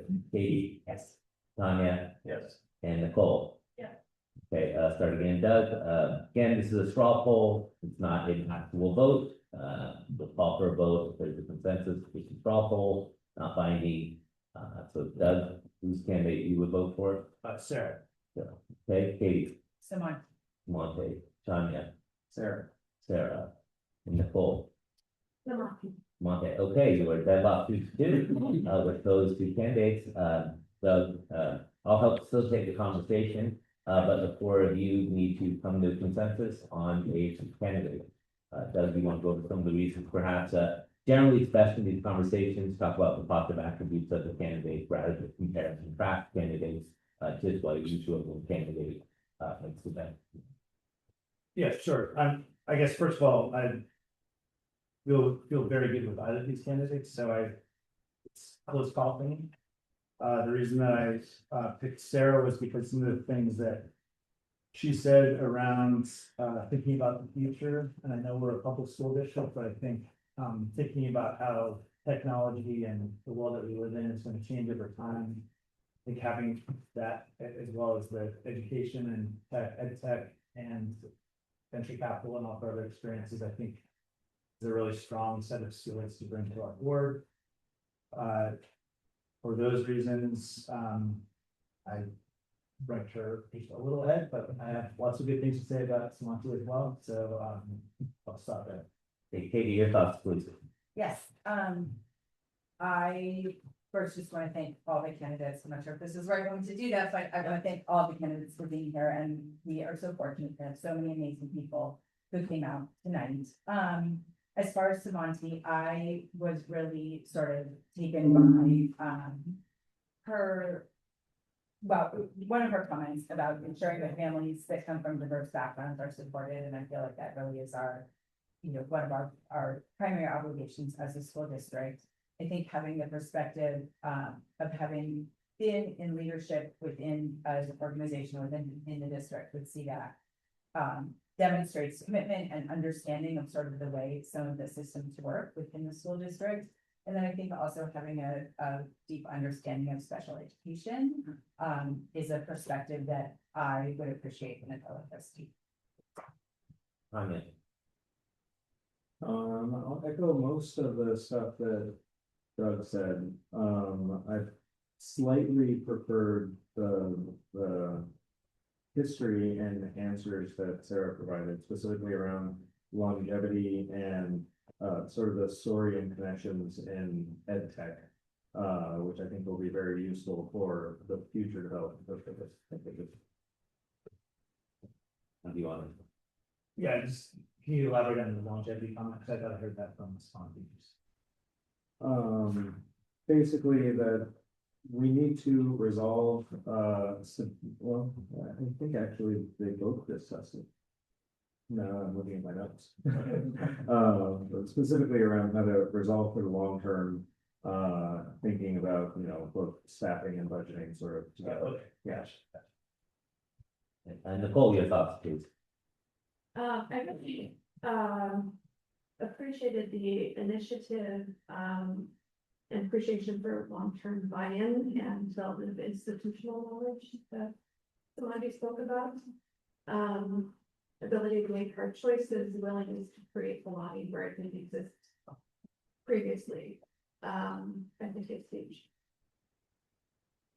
Okay, do a straw poll again. Like, this is an embarrassment to Bridget, like we would be proud to have any of you join us, but this is crazy.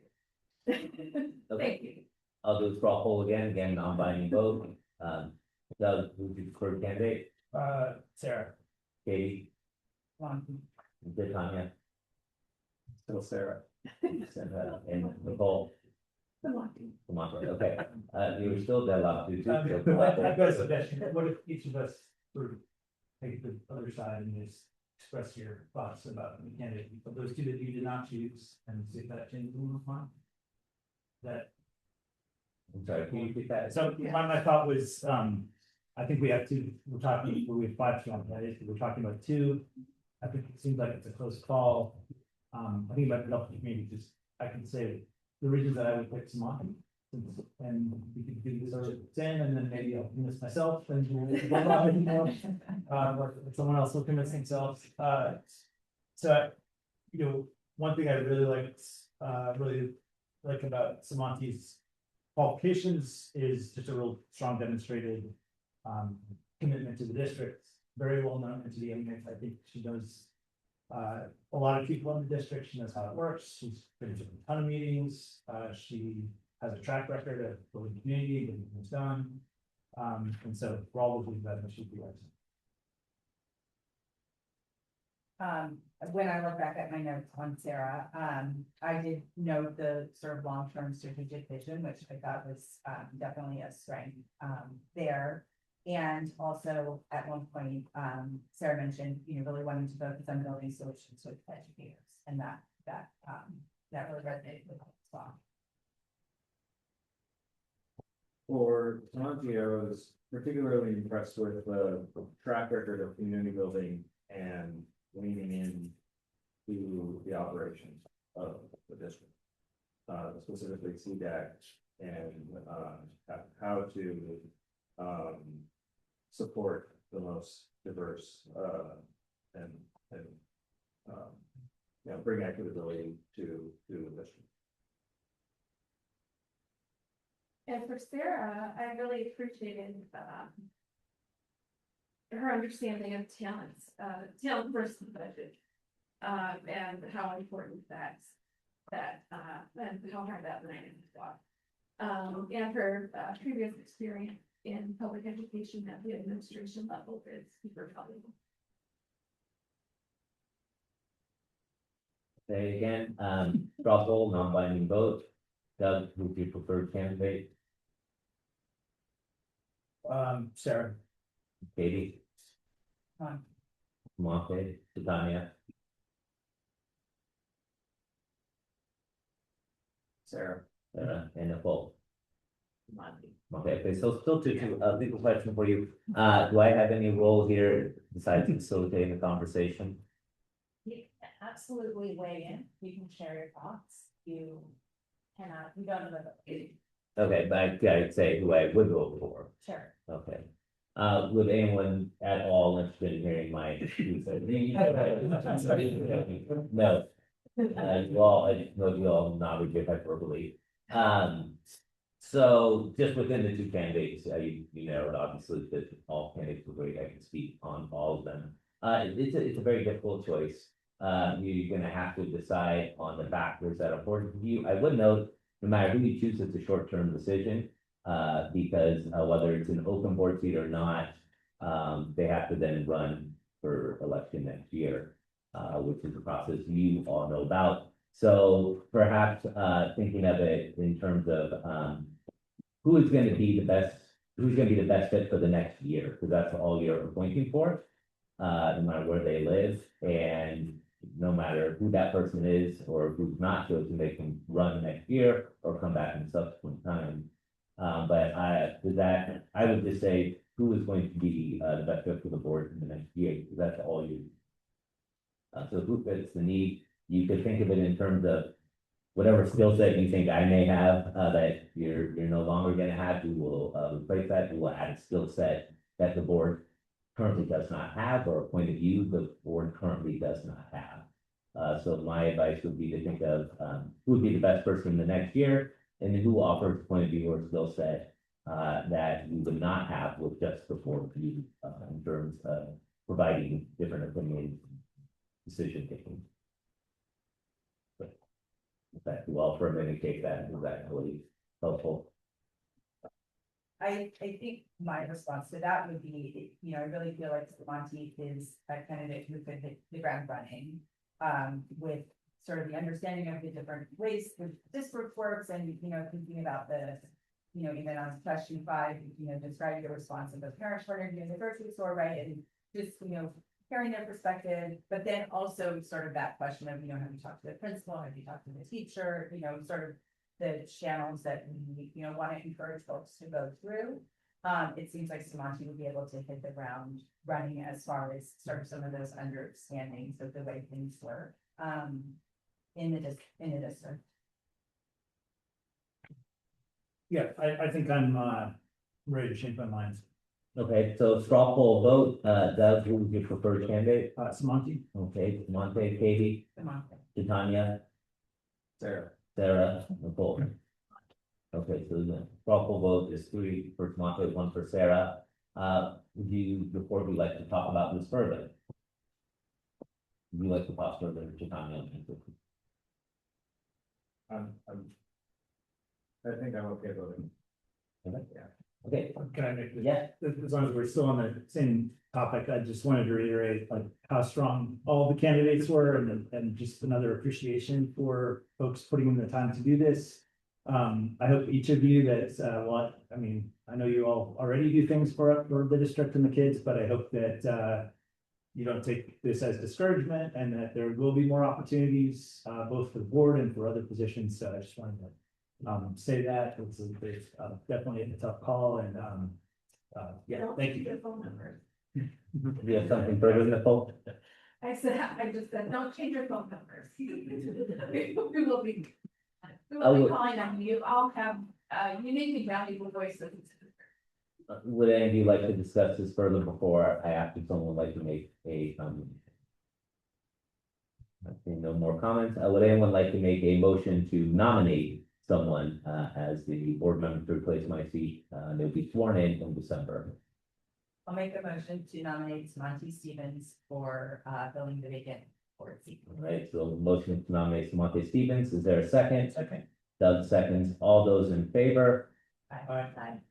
I didn't see. I'll say aye as well. So your vote is aye? Okay, so 4-0, the motion passes. Monte Stevens will be the appointed member after the December board.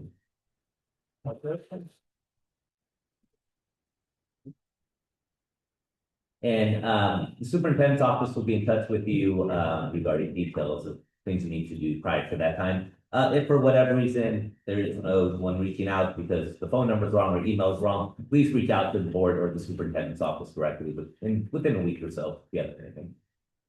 Thank you again to everyone. Take a moment. in your sense.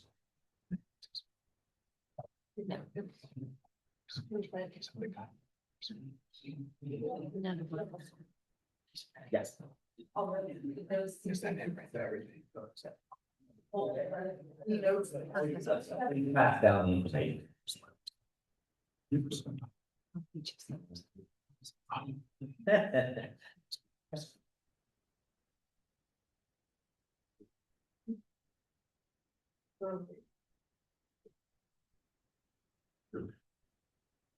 And thank you to Alana for sitting up there with us, yeah. All right, we'll move on to item 17, which are the statement of board members, start with Ms. Bowles. I'm just so heartened that, the three of us ran other committees. And now we have 6 people vying for one position. That really speaks well of our district and makes me very happy.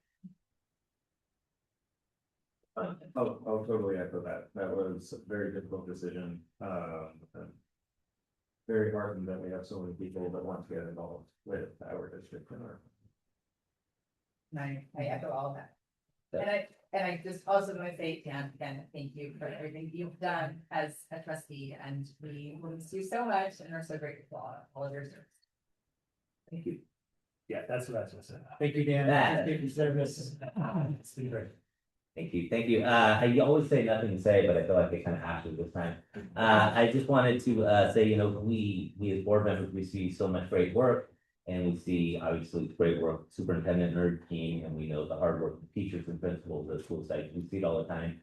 But one thing I've seen in my time here, 2 folks that I've just really been impressed with that are kind of behind the scenes that don't get spoken about enough.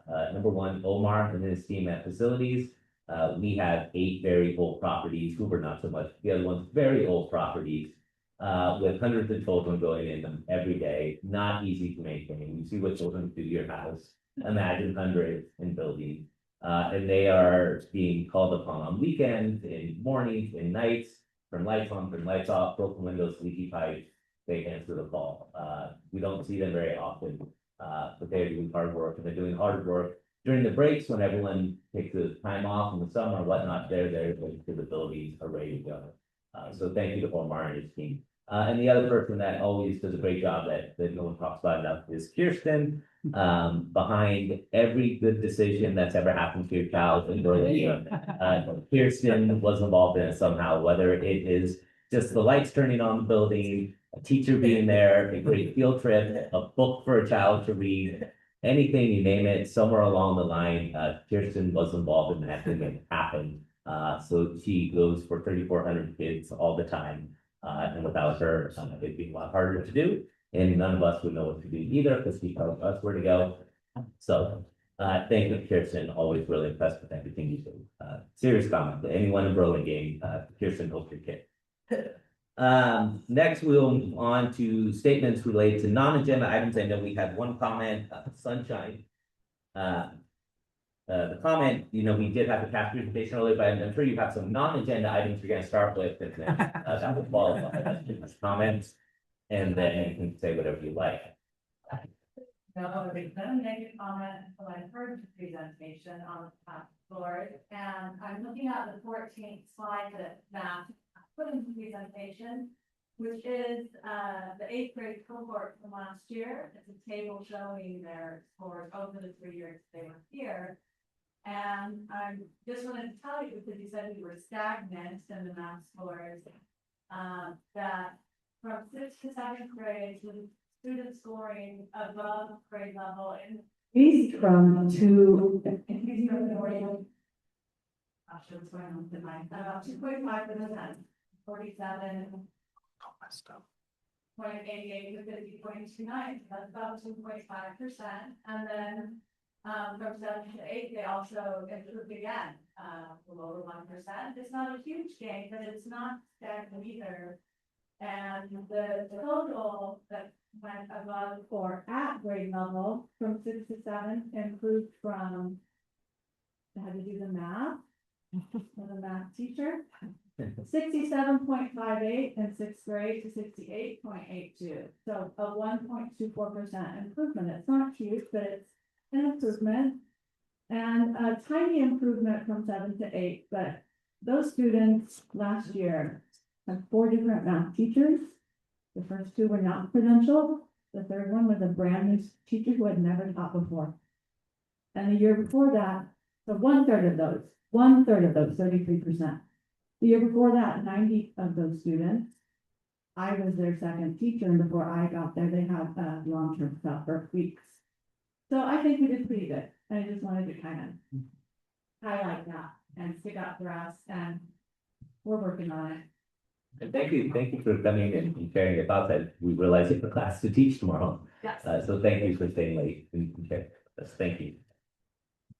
We'll move on to item 19, which is board requested item. You all know the drill here. This is for board members to request future agenda items to be presented by staff. Are there any comments here? Not an action item, but I meant to bring it up to you, Marla, in public statements related to non-agenda items. I got confused there for a minute. We did receive an email comment from a parent, I don't recall the name, wanting to know more about goals and accountability. And I believe that parent was really referencing the LCAP. They just might not know the LCAP exists, and it's something we do on a regular basis. If you reach out to that parent and see if they're interested in doing any number of committees with the LCAP, and I know they wanted data, they would be provided more data than they could ever imagine. Item 20 is the public comments related to closed session items. Do we have any public comments related to closed session items? Right, then the time is 9:29, and we will recess closed session.